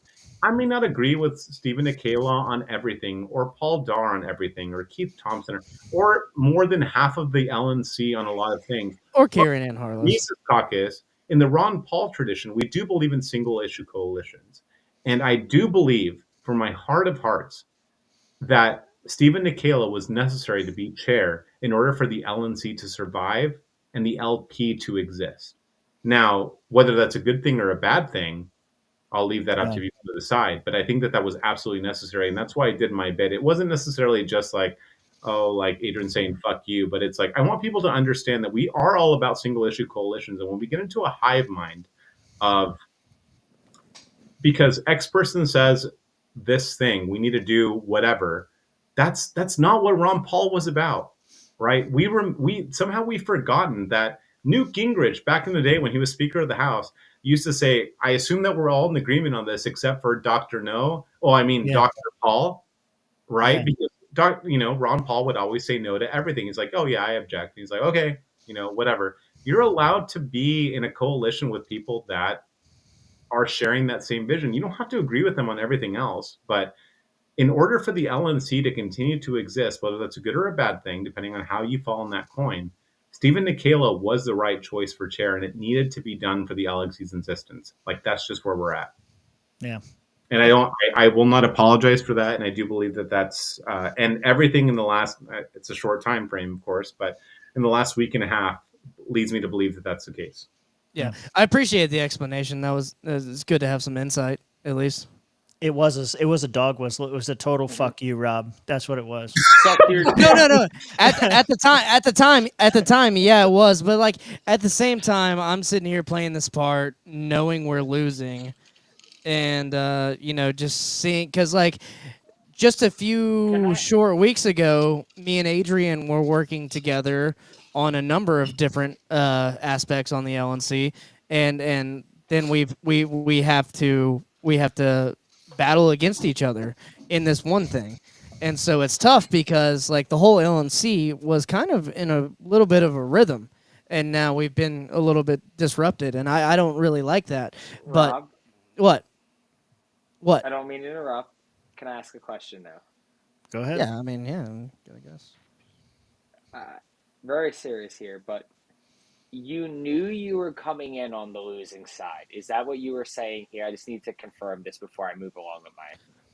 Yeah, no, that's what I told. I told everyone who I talked to, including MC leadership and all my guys. That's exactly why I like you and why I'm here. Like I love you, Rob. You're a cool dude. I love you too. I love you too, dude. Yeah. I love the fact that you showed up to an LNC meeting super like hungover, halfway through it. You're like, "What's going on?" You're just not halfway through. I showed up 30 minutes late, Is this the casting couch? Meeting, and no, because I thought the meeting started at 9:30. It started at 9 a.m. I guess, and I was severely hungover, and I did miss a little bit because I had to change my flight to for Delta. But I ended up not even having to do that because Adrian ran such a fine meeting, and we got both budgets passed in a day. So I shouldn't have even had to miss most of that meeting. But anyway, yeah, I missed 30 minutes of the meeting. All joking aside, I mean, this is why I'm here. Like, I mean, I have the utmost respect for you. Like, I do love you. You're a fun guy to hang out with. You're cool. You're very bright. Those assless chaps are great. And so the assless This chaps, dick like, sucking oh my is God. beautiful right now. Those things, they make my lips quiver, right? So, but the reality is here that, like, I mean, this is where we're at. It's like, it's not. I want to make sure that people understand at the end of the day that, look, it was all fun and games at one point in time. And it was fun to have a caucus and to have like alliances and whatever. But like when you are part of a nonprofit political board, you have a duty to this board. And whether I think the LNC is retarded or its membership is retarded or whether they deserve to have it or not, it's not my call. As long as I'm on this board, I have to do what's best for the LNC. That's just what we're tasked with. It's not, I mean, I know you're a lawyer, but I'm not even talking about the legal aspect of it. I mean, as allegedly. I mean, literally, at like, just for me personally, it's a it's a moral or an ethical obligation to do the right thing. And it's like, look, I could have just as easily said, let's all vote for the other candidate and let's let this whole thing burn because it's funny to me and you reap what you sow. But that's not my call to make. It's not. It's for the membership. If they want to withdraw their support, if they want to not have, like, a lot of retarded people have given a lot of money for this thing to limp along for as long as it has. And they are the ones who have the right to decide whether it should continue or not. So if they don't like Stephen Nikela, then so be it. But it's not my call for them to make, because if Michael Heiss had been chair, that's exactly what would have happened. The LNC would have been done by the end of March, 100%. If you look at the financials and assuming that everything wasn't able to go like how it was. So, I mean, I did my funny bit with like the Thanos gauntlet, the Nano gauntlet, and did the take human action thing, but it is a very Ron Paul thing to do to understand how single issue coalitions work. I'm not going to agree with Nikela or Dar or a lot of people on the board on a lot of things. And I told them that. But it is my duty to ensure that the LNC survives, whether or not I think it should. Because as long as I serve on this board, that's where we're at. And, you know, that's a reality situation. But, you know, I do want you to know, Rob, in all seriousness, that I don't begrudge you for your vote. I love you, man. I think you're a smart kid. Well, I actually did not vote, so you can't begrudge anything. I did not vote. So I can begrudge you for not voting because that's just gay. But thank you.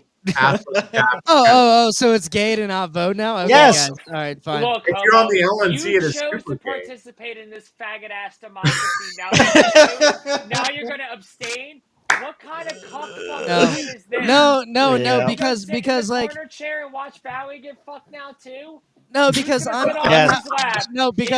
being sit on your lap, faggot, or is you gonna sit on Nick's lap? No, because I'm Probably being tugged. Be you sit on Nick's lap because you're shorter and he likes. I'm being tugged between two sides. It's too much inside baseball anyway.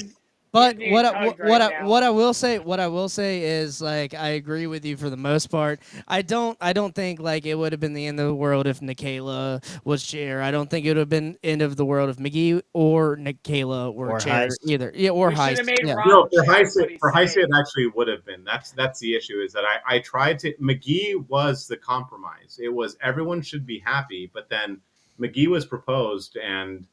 Apparently, he was the devil because he was proposed, right? I agree with you there, and I was like leaning towards that, but that's just not what they wanted.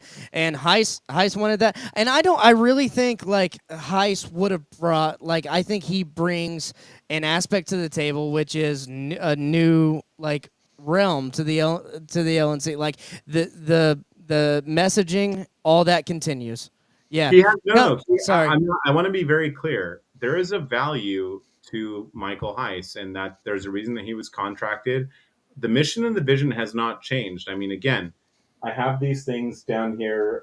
I still have my Mises Caucus badge and my state organizer's trophy and the whole bit down here. That hasn't changed, but You guys got motherfucking trophies? What's that? You I guys did. got Well, here in trophies? California, we operate on a different level. You're a poor in Florida, so you may not understand. We have money. Nigga, please.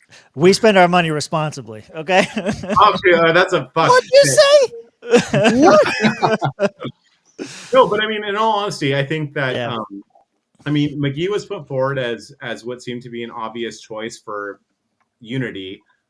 Then that was rejected in a very terrible way. I mean, no one should ever have their livelihood threatened, and they should never have their employers threatened to be contacted. I've almost been doxxed several times, and it's terrible that libertarians would do something like that. But it's the reality of the nature of the work that we live in, I guess, or whatever. But who but yeah, threatened to leak your Grindr profile? Oh, there's some whole. But I have the utmost. I want to remind everybody here that because of the way that the votes turned out, I didn't anticipate it. I did a lot of planning and math and the whole bit, and I didn't have to vote for Nikayla or for Dar. The votes were already there. I cast my vote in favor of both of them because I wanted everyone to know that I do have faith in both of them, and I do think that's like what we need right now. That they are what we need right now, and I think that they will bring what the party has been lacking as of recent. I don't think that it's an either or. So I do very much think that we can move forward with the vision and the mission of the party without having to compromise and alienate all the people that are funding it. Because whether we like to admit it or not, this is a very basic reality. And I'd be very shocked if any of you disagreed with this. The Mises Caucus is full of pores. They just are. I think the Libertarian Party is full of pores, but yeah. No. Yeah. So We're that's not talking about the no. Wait. Libertarian So Party that's right now, Rob. Shut the fuck up. So that's incorrect because the quote unquote old guard is not full of pores. You have people that are retired that have money to burn because they don't have families, they don't have kids, they don't have whatever. And I'm not knocking them for that. It's because they're sterile. It's not by choice. You know what? Not me. I'm not knocking it, but yeah. That's pretty much but in all seriousness, the quote unquote old guard has the money, and when you withhold, like, I mean, think about this logically, man. Like, you can rebel against your parents all you want. That only works if you have something of value to provide for yourself, to where you can be self-sustaining in that respect. You can't tell your parents to go fuck themselves if you can't even get a job at a Starbucks. Like, that's not going to work for you. And that's basically what happened after Reno. Like, you cannot tell your parents to go fuck. Like, I don't need you, and then be like, oh fuck, like, I'm living in a tent.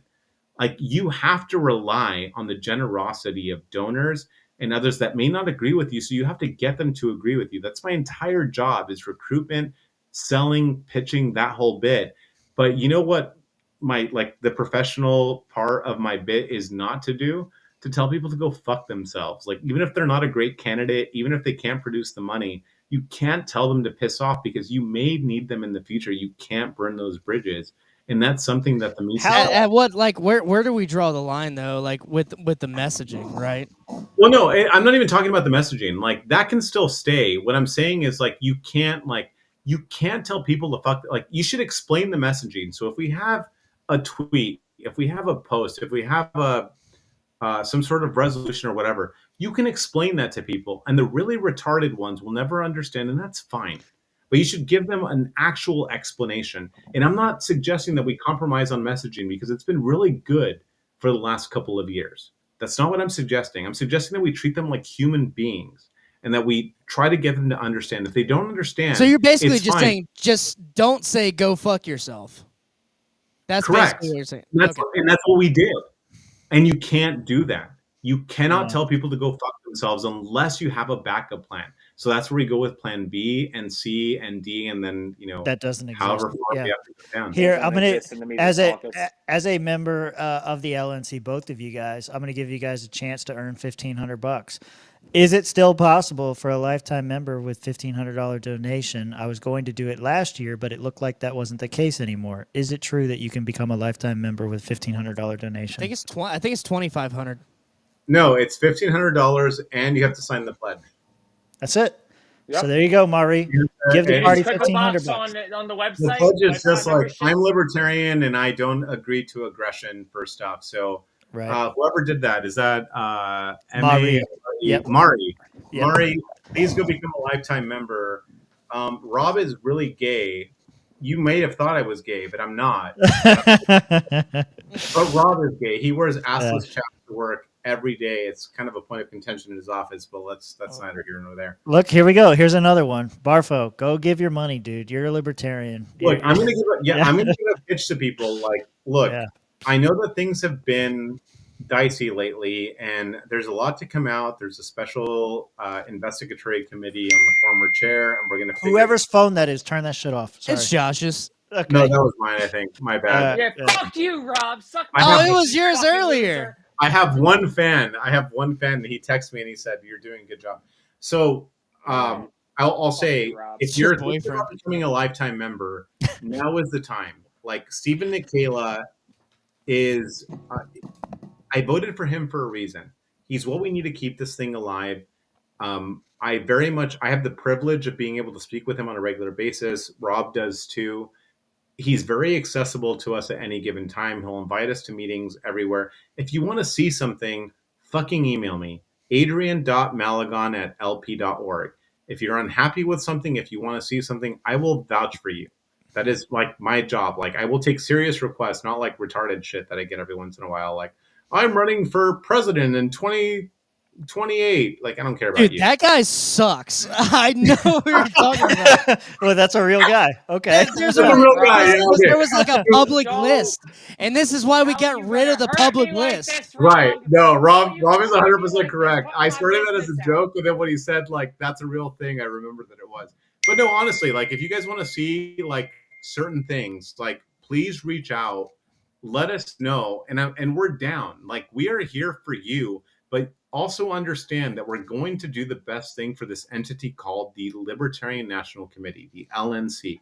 We will do that, but we will take what you want into account because you're what keeps us afloat.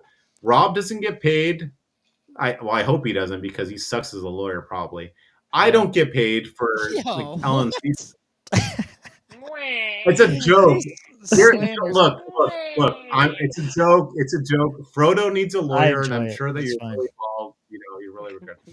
We do construction defect, but yeah. Well. But we don't, like, as LNC members, we don't get paid. We're trying to make the party as best as it can, and whatever that means. And everyone has different opinions about whatever that means. But we will do what we need to do to make the LNC survive and then thrive. But right now, we're not in a thrive position. We're in a survive.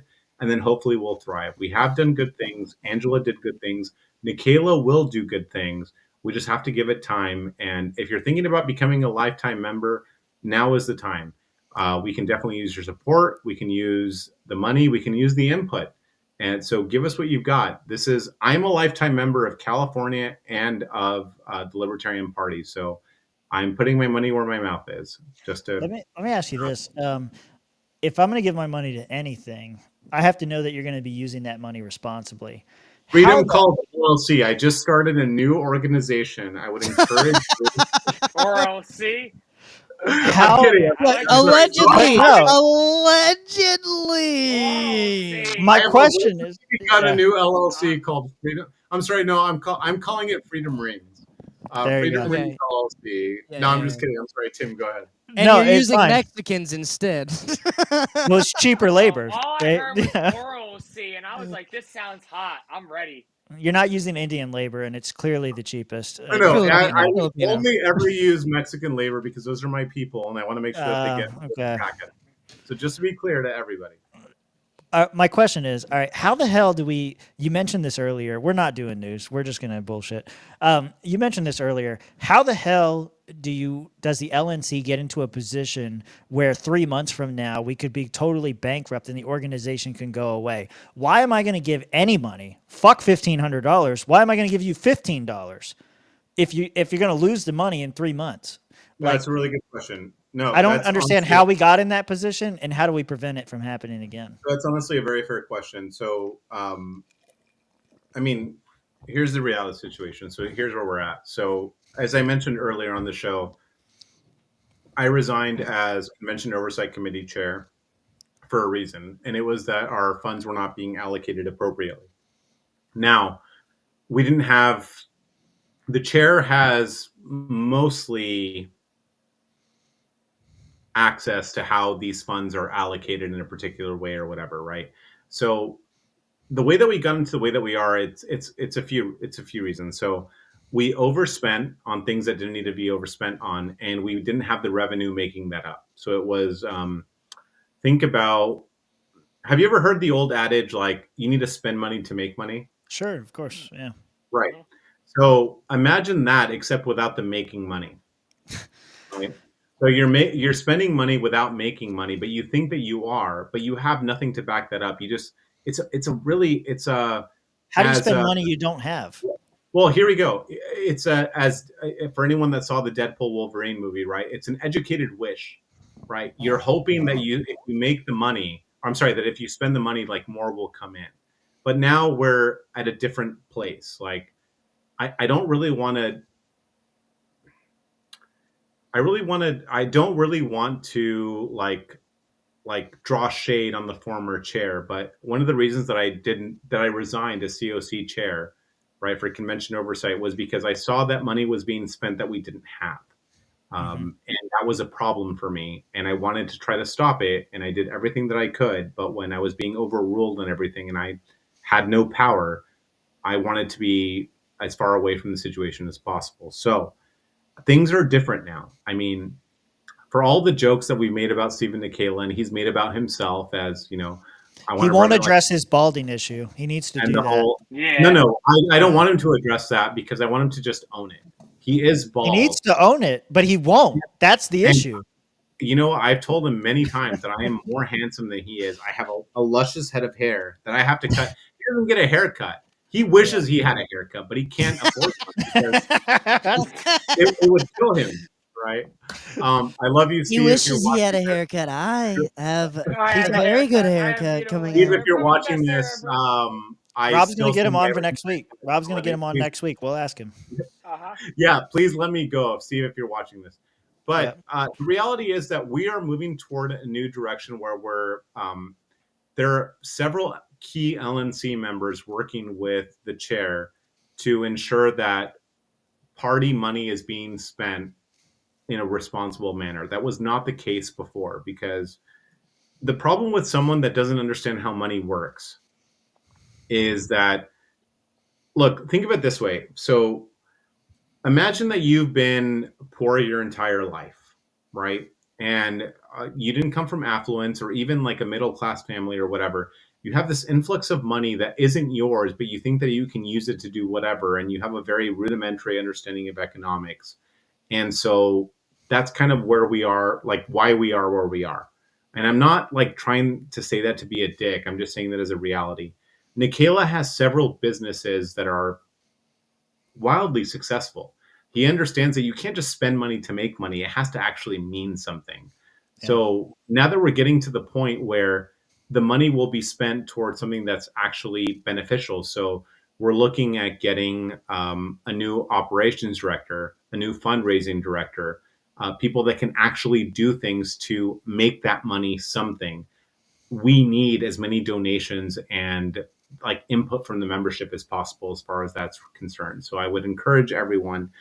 Things are different. I know it doesn't seem like it. It's only been a week and a half and things are still in transition, but Nikela has a very solid plan for how to move forward. And the thing that really gives me a lot of hope about him and why I voted for him is that I understand how he operates. It's what he knows. The one thing that I won't say the one thing, but I will say that one of the things that I really love about him is that he knows what he knows and he knows what he doesn't know. So when he doesn't know something, he leans on people that know about that particular thing, and he doesn't pretend to be a sage about it. If, for instance, I know about sales, recruitment, certain technical aspects that he's not familiar with as a business owner because he does the higher level stuff, So he'll lean on me for that. He leans on Kathy for financials and other things. He leans on other people for parliamentary procedures. So he understands where his weaknesses are. And that's really what you need in a leader. I know what I know and I know what I don't know. And I'm going to lean on people that know those things that I don't know so that they can help me. And that's one of the things that I really respect. That's why you want to donate right now. Your money will not go to waste. We are cutting every expense that hasn't been cut already, and we're allocating it towards something better.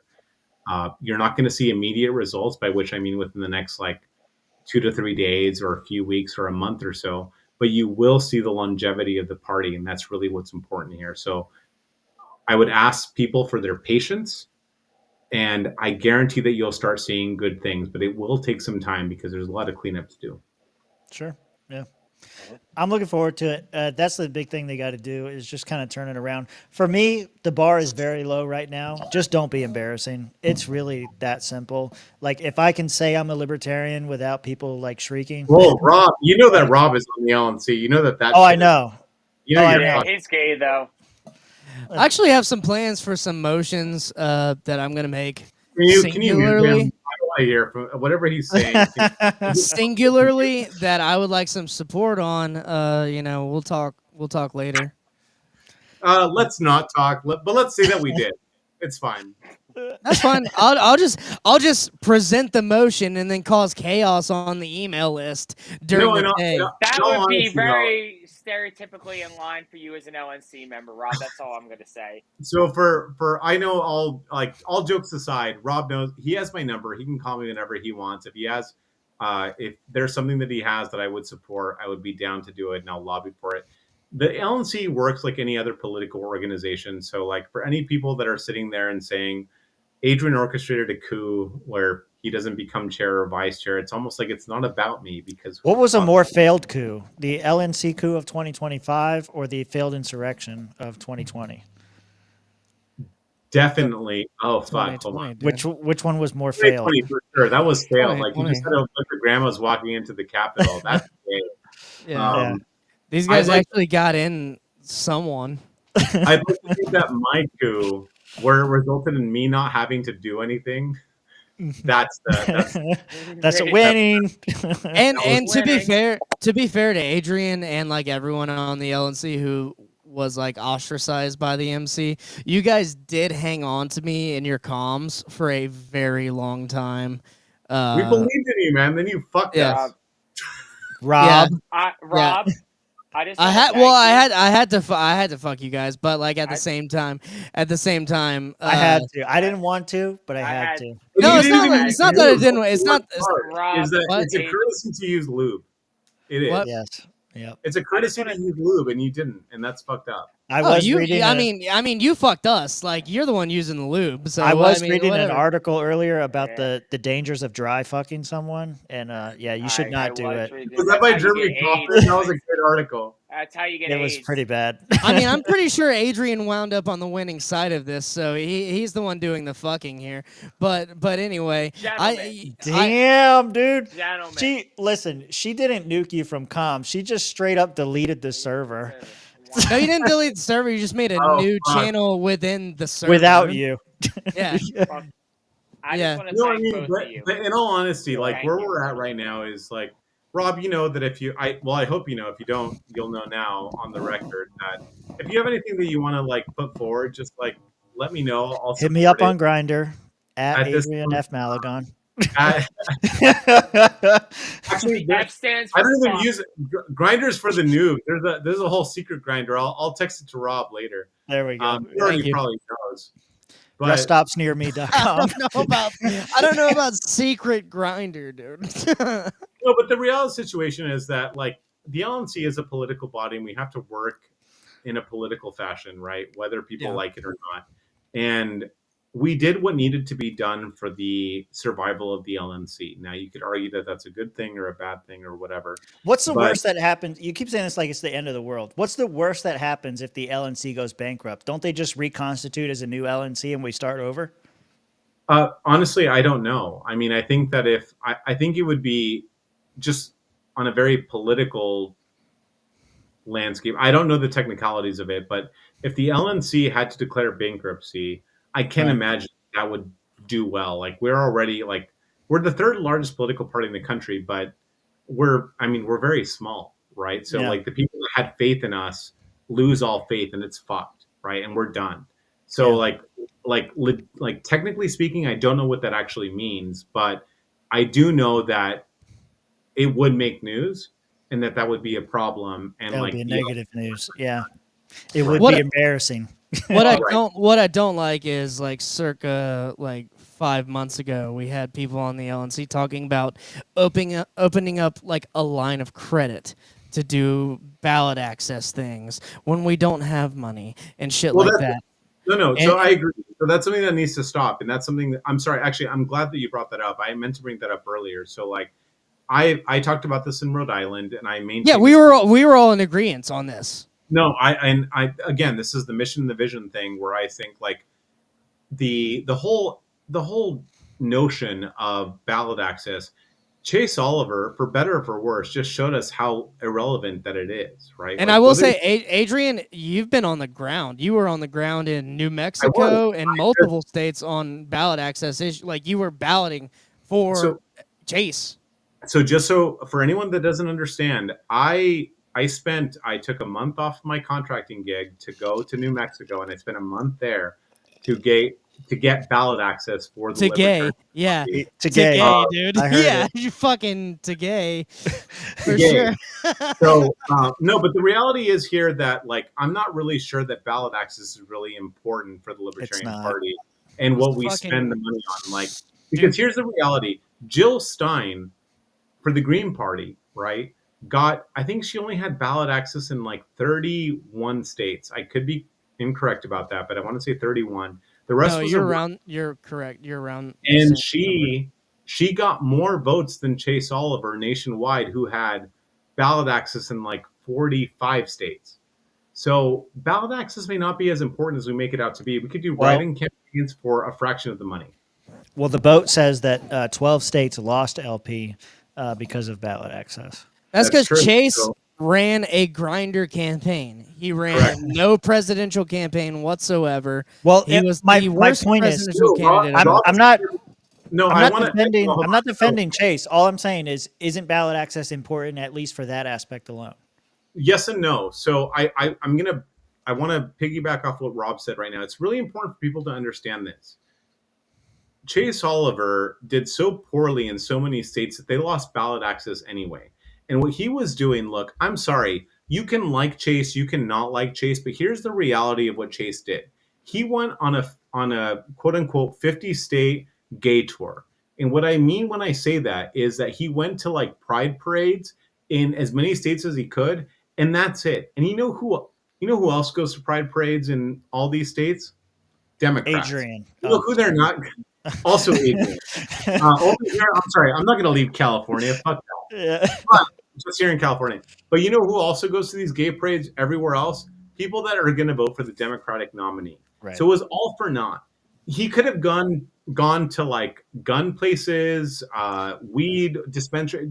He could have gone to a million other places, but he wasn't. Look, this is. But isn't that what Angela wanted though? You wanted to run to defeat Biden. So why not go to the gay pride parade? No, so I'm not going to say. So that was a pivot. That's a pivot. That was a good. So here's what I'll say. No, so Tim makes a good point.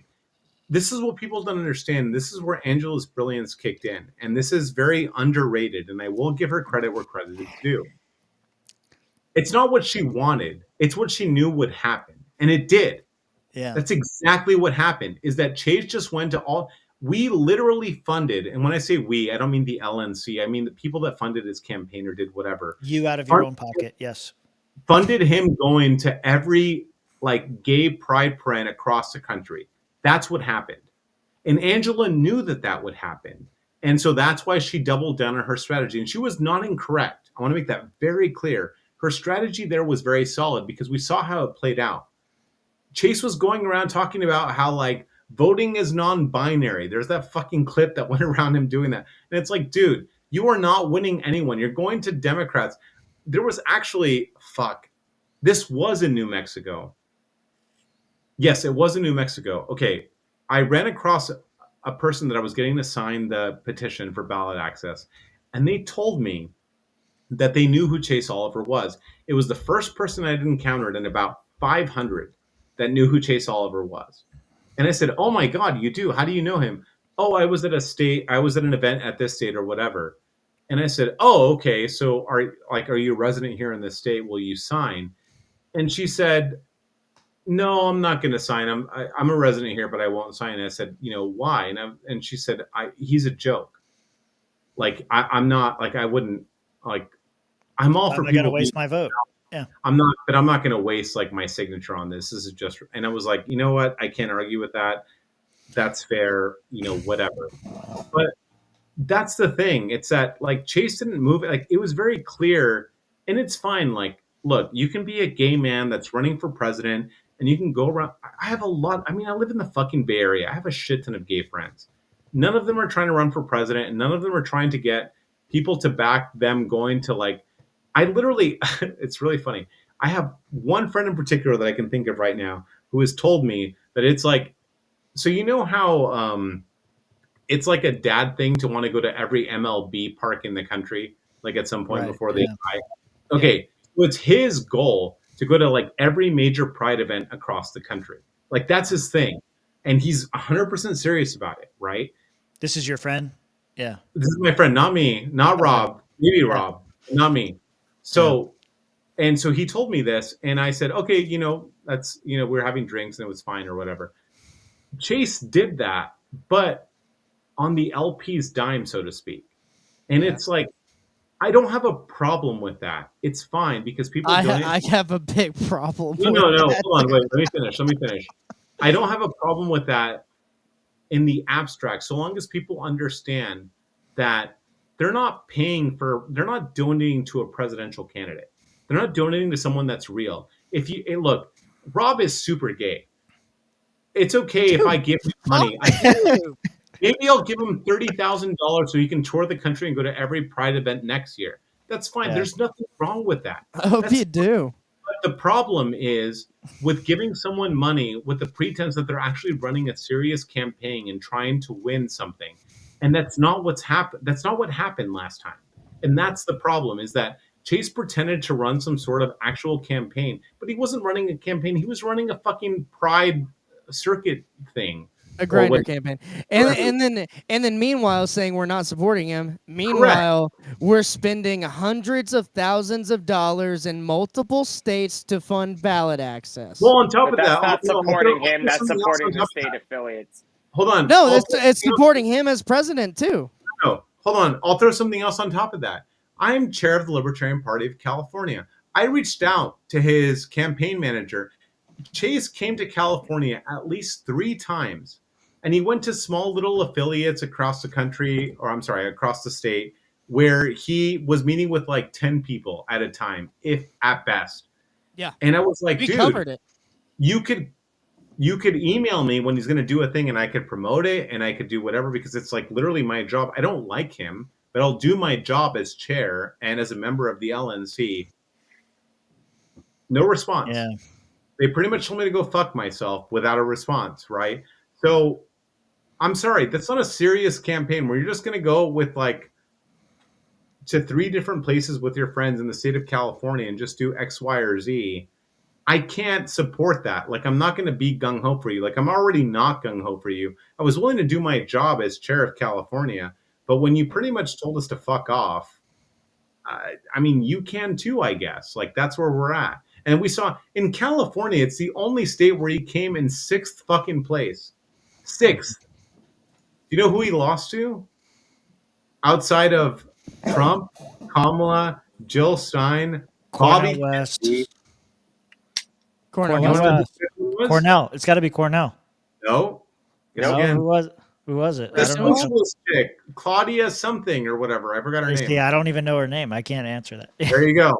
Yeah. Behind a literal socialist in California. Well, listen. That makes sense in California. Libertarian socialists are totally a real thing. It exists. They all voted for Chase. Yeah. Adrian, let me put things into perspective real quick with Chase real fast, because I got the unique privilege of, out of all. How big is he? Not that unique privilege. I didn't About get this that big. unique privilege. Let's calm down there. I didn't get to see the allegedly presidential dick. I'm sorry. Yes, you did. Y'all gonna have to shush. We're gonna have to. You gotta pay extra for that info. Does have a mole on it. I told you, Robert, you gotta pay extra if you want to know. Onlyfans.com/RealSwampCast. It's a real website. Go check it out. You're goddamn right. You'll hear all about Chris Oliver's dick. Digressing, though, from the dick talk real fast. So, Dick talk. Dick talk. In the state of Florida, outside of Chase, there were about 8 other candidates. Myself, one of those 8 candidates. In the entire state of Florida, I was number 3 for vote getters. Chase got number 1. Actually, no, I lied. Fina Benowen, who ran for U.S. Senate, got number 1. Shout out to Fina. Chase got number 2. I was the 3rd biggest vote getter in our state. I want to put things into perspective for a minute now. My district was what? Rob, Tim, you all can vouch this, a 6-mile by 10-mile rectangle. It looked like Gaza. Yeah, mostly like Democrat. Inside of like the Broward County, Israel, that was trying to genocide me. Mostly Democrat, no Republican running. So, Rob, there was plenty of our other candidates that were running unopposed. You were the only non-Democrat candidate, right? Oh, you mean I considered my race strategically? I thank you, Rob. I appreciate your recognition of my greatness and my. Yeah, that's a good way to put it. Yeah. I appreciate that. Digressing though from Josh's genius for a minute, because we all know about Josh's largest population area out of the other candidates. Look, yeah, Mr. Vincent. Okay. I got more votes than every other state rep LP candidate in the entire state of Florida. I'll suck your dick next time I'm in Arizona. My vote count number. You had to add on the U.S. Congress. You did so good, dude. You did so good. I did so great. I was the best, Robert. How are you going to disrespect me in my own home? I said I'd suck your dick. I don't know what the issue and you're is. going to disrespect me in my own It's our swamp. What happened to the ours? It's our swamp. You fucking communist. What you are worse. This is my swamp. Yeah. This is my swamp. Yeah. Do I gotta come where I buy you in the onion with the smoothbore real quick, guys? You're in the desert now. Look, yeah, you did. I'm gonna put you did. in one of these goddamn fucking abandoned mines if you don't calm that ass down. No, you did, dude. There's a lot of places to ditch a dead body, Robert. Did I say he did a bad job? I'm not. I don't understand. It's a very large place to get disappeared in. You triggered him. That's it. Look, what I heard is that Rob is super gay. Yes. Tim's cool. I'm all right. Josh, I'm not gay no more.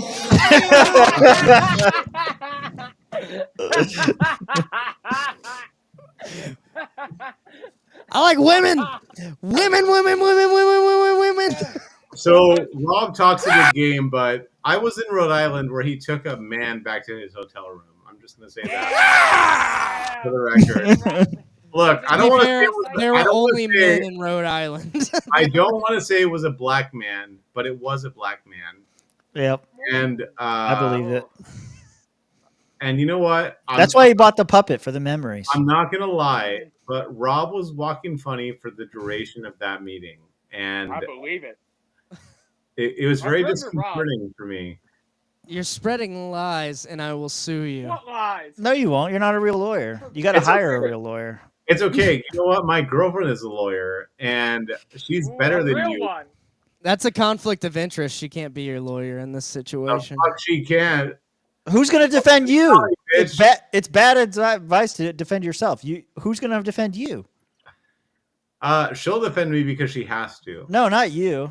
Who's going to defend Rob? No, me. Nobody's going to defend Rob. Well, I have to file a suit. Josh isn't even on camera. He's like, no one's going to do it. I'll probably get Saddam to do it. I think Saddam will do it. No one will defend Rob because Rob is gay. But the reality of the situation, as it stands... Oh, sorry. No, but I really do think that anyone that's considering donating to the LP. I think that they should. We're moving. It's going to be slow and steady wins the race sort of a thing. I would strongly encourage anyone that's considering being a lifetime member or donating in any capacity to do so. We're going to do some cool shit. It's not going to be immediately apparent. We have a lot of stuff that we have to get through, but it'll happen. It'll be fine. And I wouldn't be here if it weren't. I mean, I've considered resigning many, many times. People won't believe it, but man, I really would have. It would have been cool to be done with this like a year and a half ago. That's when I really wanted to be done with everything. Just say but no. Here I am. At the I can't. It's Stockholm syndrome. When your captors have you, it's a whole thing. So, and I really do believe at the end of the day, even though I'm an anarchist and I think politics is gay and political parties are gay and the whole bit, I do really think that if we're going to play, look, I don't know how many of you guys are big on like strat games or whatever, but sure. I love Catan. I love chess. I love whatever. And you can't just a winning strategy is not to just flip the board up and then go home. It doesn't work. That's not how winning happens. So when you're in a game that you don't have any choice but to play, you have to play it, right? And so I'm a firm believer of playing it in the best way that you possibly can. And I will. And I'll do that for the membership. I'll do that for the LNC because it needs it to survive. And that's just where we're at. So I would encourage you guys to, if you're on the fence, I hope this kind of did it for you and that you're willing to pull the trigger and do it. If you have any particular questions or issues or things that you want to see, I'll make them happen. Email me, adrian.malagon@lp.org. I will do what I can to make your wishes come true. Not gay. Rob is gay. But it's actually adrian.malagon@grindr.org. Yeah. No, that's the one that you use. Don't conflict. I use Adrian Malagon at grindr.org. Yeah, you libel and slander. That doesn't make any sense. Why would I use your name at grindr.org? You already know he's a power bottom. You can't be inside him, so you want to be him. I can't drink anymore because the cork broke off in my bottle. This is pissing me my off. God, That's dude, a what? metaphor for something viable. Okay, so really quickly, I want to say that I just for the record here, for you guys to understand how amazing I am. So I opened this bottle right before the podcast. I'm at just under a quarter of it left. Anyone that has not had this much to drink is a pussy. Just throwing that out there.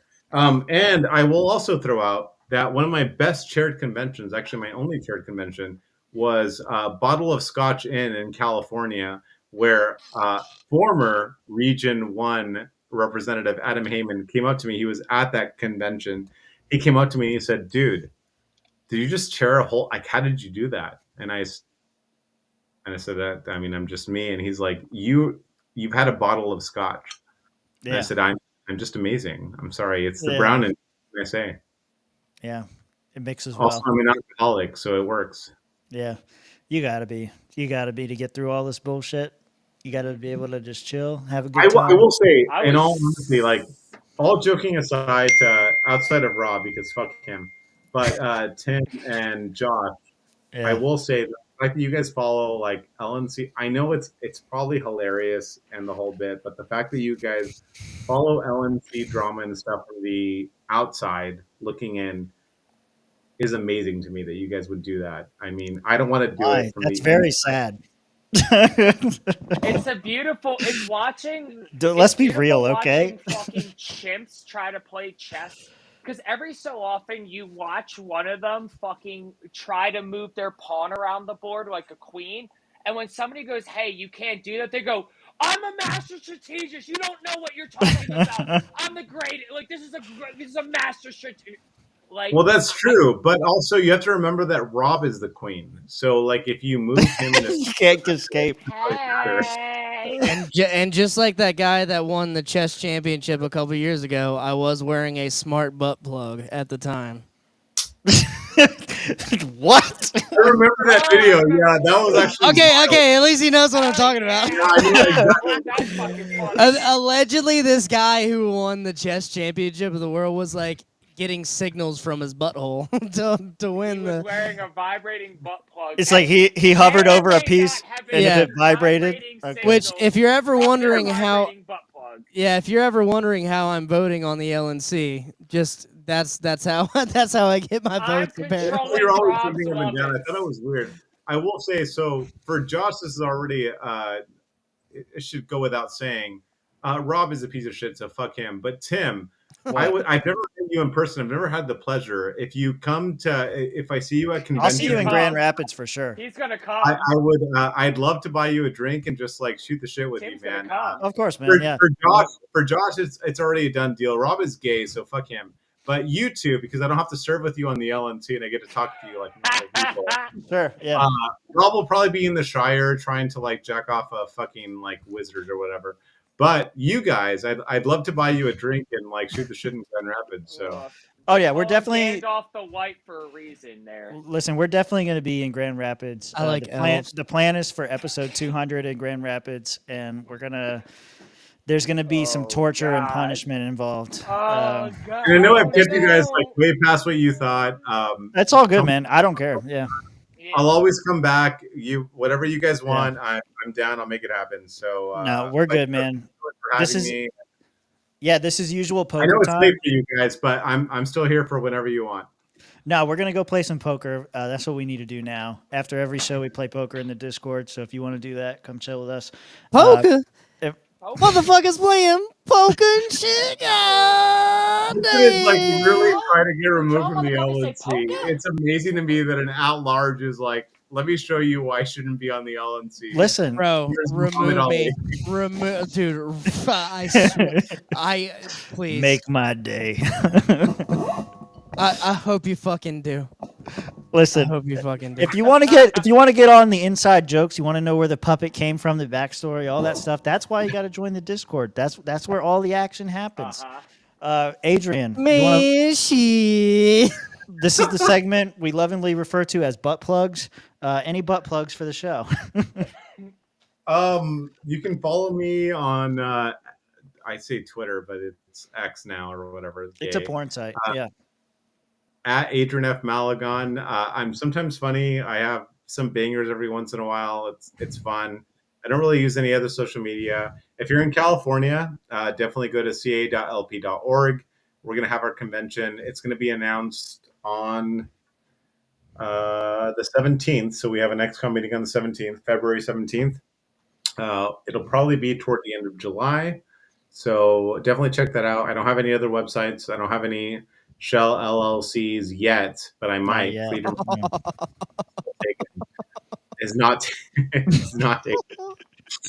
But yeah, Adrian F. Malagon at Adrian F. Malagon on X. I also think I have the same handle for Instagram, but I don't use that. Oh, I was supposed to ask you, what does the F stand for?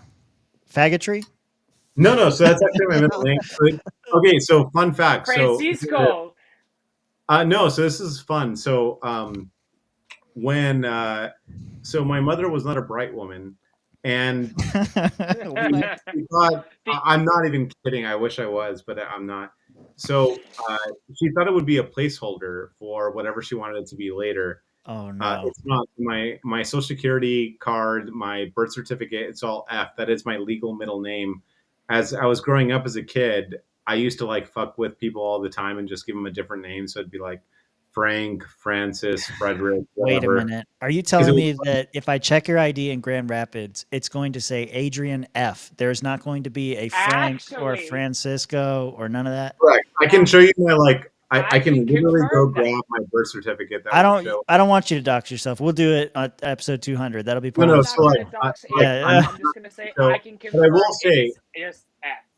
Okay. No. So I will say this. So my mother. So she didn't know what she wanted to do. So my mother's maiden. So in Mexico, the thing is to do your mother's maiden name. Like that's your son's middle name or your child's middle name. It's the thing. So my mother was still debating what to do about it at the time. So my mother's maiden name was Franco. So she thought it would stand for that. So before my grandmother passed, when I first registered for anything, I just changed because they don't check middle names. It doesn't really matter, right? Right. So I did Franco for a while until I decided that it didn't matter. I could, I didn't have to make up a name or do whatever. So I went back to my actual name, which is F. So my like actual legal name is Adrian F. F is my middle name, Malagon. And so I used to like do different things. Yeah. So I would like to say that if I do have kids later on, I will, I think it's a cool, so at first, I mean, as a kid, I fucking hated it. I thought it was really stupid and I didn't want to be the kid that was made fun of all the time.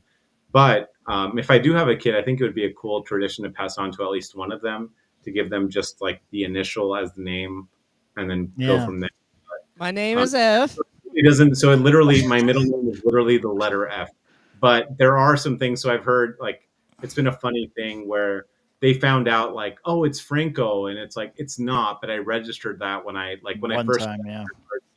So it stays in the database, and they don't, like, check it or whatever. But if you look at my license, my social security card, my birth certificate, it's F because that is actually my middle name. So that's very interesting. Yeah. All right, good deal. Yeah, I did not expect the whole backstory. I just expected a really bad middle name. Okay. Well, there you go. I try to deliver when I can. No worries. Who wants to go, Rob or Josh? Rob ain't gonna go. So I ain't got no more butt plugs no more. Don't look me up on anything. Don't donate anywhere. Fuck all y'all. Y'all suck dick probably. I'm cool. You're gay. Check me out on X for real at Real Swamp Josh. Other than that, fuck y'all and stay cool. I love how your camera was frozen the whole time, but we could hear you just fine. That was really what? No, yeah. I hate all of you, including Emu. It's still doing it, but it's fine. We can hear you fine. It's just frozen. It's weird. He's going to cry himself to sleep now. All right, Rob, what do you got? Hi, Rob. I can't hear you. I can't hear him either. He's not talking. Fucking talking. At least you can hear me. All right, whatever. It's got him. Nigga, speak. Hear me? What's now? Now I can hear you. Go. Okay, I don't know what happened. Yeah, first of all, it's Black History Month, so all shout outs to Kanye. Jesus. Second off, this weekend, Jacksonville, North Carolina, Fort Lejeune. I'm coming at you hard at the Playhouse. Come out and see me. I'm featuring there. I got 20 minutes of comedy, straight up cancer water. Second off, I'm opening up for Drew Nickens from Kill Tony on March 22nd in Fort Walton at Suds and Cinema, and I'll be at the pirate ship in Destin the weekend before, and also Record Shop in Mobile same weekend in March. So come out and see me, R. Vincent Comedy. Thanks. You've upgraded from a local comic to a traveling comic. This is good. I'm so proud of you, Robert. It's good. I'm sorry. I'm going to leave on one thing here. I'm sorry. I already gave my butt plug, but I'll do another one. I will say this just for the record. If Rob is down and I'll ping some other LNC members, I think it would be fun to do just like an LNC, no holds bar, whatever, ask us anything. We'll, tag whoever and we'll do whatever sort of a thing. So if Rob is down for something like that, I'd like to get the other LNC members on board. And I think it would be fun. Just like, it's not decorum. It's not a meeting. You want to ask us. Let's do an X space on that. That's what I'm saying. Yeah. Great. Hosted by the Swamp. I'm actually, honestly, Tim, no, actually, I was going to say, Tim, if you're down for hosting it, I'm down for that too. I would like some proceeds to go if it gets like really big. We'll promote it. Proceeds go, or some proceeds go to the LNC. I believe in capital. You can have all of them. I don't care. I want the views. I don't give a shit. Take all the money. I think it would be cool. So if Rob is down, I know he's not funny at all, and he's probably really but I mean, he's funny looking, but I don't think that does it for a lot of people. Apparently, it does enough. In all honesty, if you're down to host that, I would like to set this up within the next month or so. I think that would be fun. I think I think the group of us have a decent relationship with everybody on all sides. So yeah, definitely, of course, yeah, let's do it. Oh man, I'm down for it. The swamp is the place to do it. We thrive in conflict. We love our corn. The roast of the LNC incoming, ladies and gentlemen. The roast of the LNC. We'll make it happen. And Ronan, if you want to know about you know what, Halaka makes a good point. If you want to say that I'm Brown Hitler or that I'm really handsome and really intelligent, roast me. That's fine. Like, talk about how great I am. It's fine. It's fine. Yeah, or that I'm Team Michael Heiss, because that Both was you two. offensive. We ain't selling ourselves that shirt, gentlemen. We're gonna do that live in Grand Rapids. That's gonna be no. I'm serious. Adrian, Robert, fundraiser for the LNC in 2026. The live roast, the LNC roast. Make people donate. Let them tell their jokes. They're not gonna be funny. We're not gonna laugh. Thank you for your contribution, but don't sell yourself short. We're gonna we'll do an AMA, but we can have some fun, but there ain't gonna be no roasted if they ain't gonna be paying up. Look, I can't sell ourselves short. Rob already does that for us. He's a very tiny man. But I mean, the reality, no, but all joking aside, too, Rob. Like for our next LNC meeting, whatever happens with that whole bullshit, I've heard that you're funny. I don't think that you are, but we'll see. We can sell tickets to that and see what happens. On. Yeah. Him and his girlfriend Meredith. Did you really forget her name right now? You're just like, I'm pretty drunk. I'm sorry. Yeah, Meredith. Sorry. Actually, told me they watched one of my videos and they thought I was funny before the last meeting. You ever? I don't think that you're funny. And that meant a lot to me. So I know he just stripped it all away. Yeah.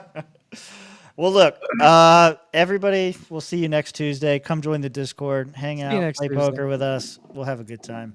Adrian, buy dog food. I'll join for funsies. Yeah, buy dog food. Yeah, but yeah. Oh, yes, buy your dog food. Buy a lot of dog food. Help our boy Mitch out. Buy your dog food. Yeah,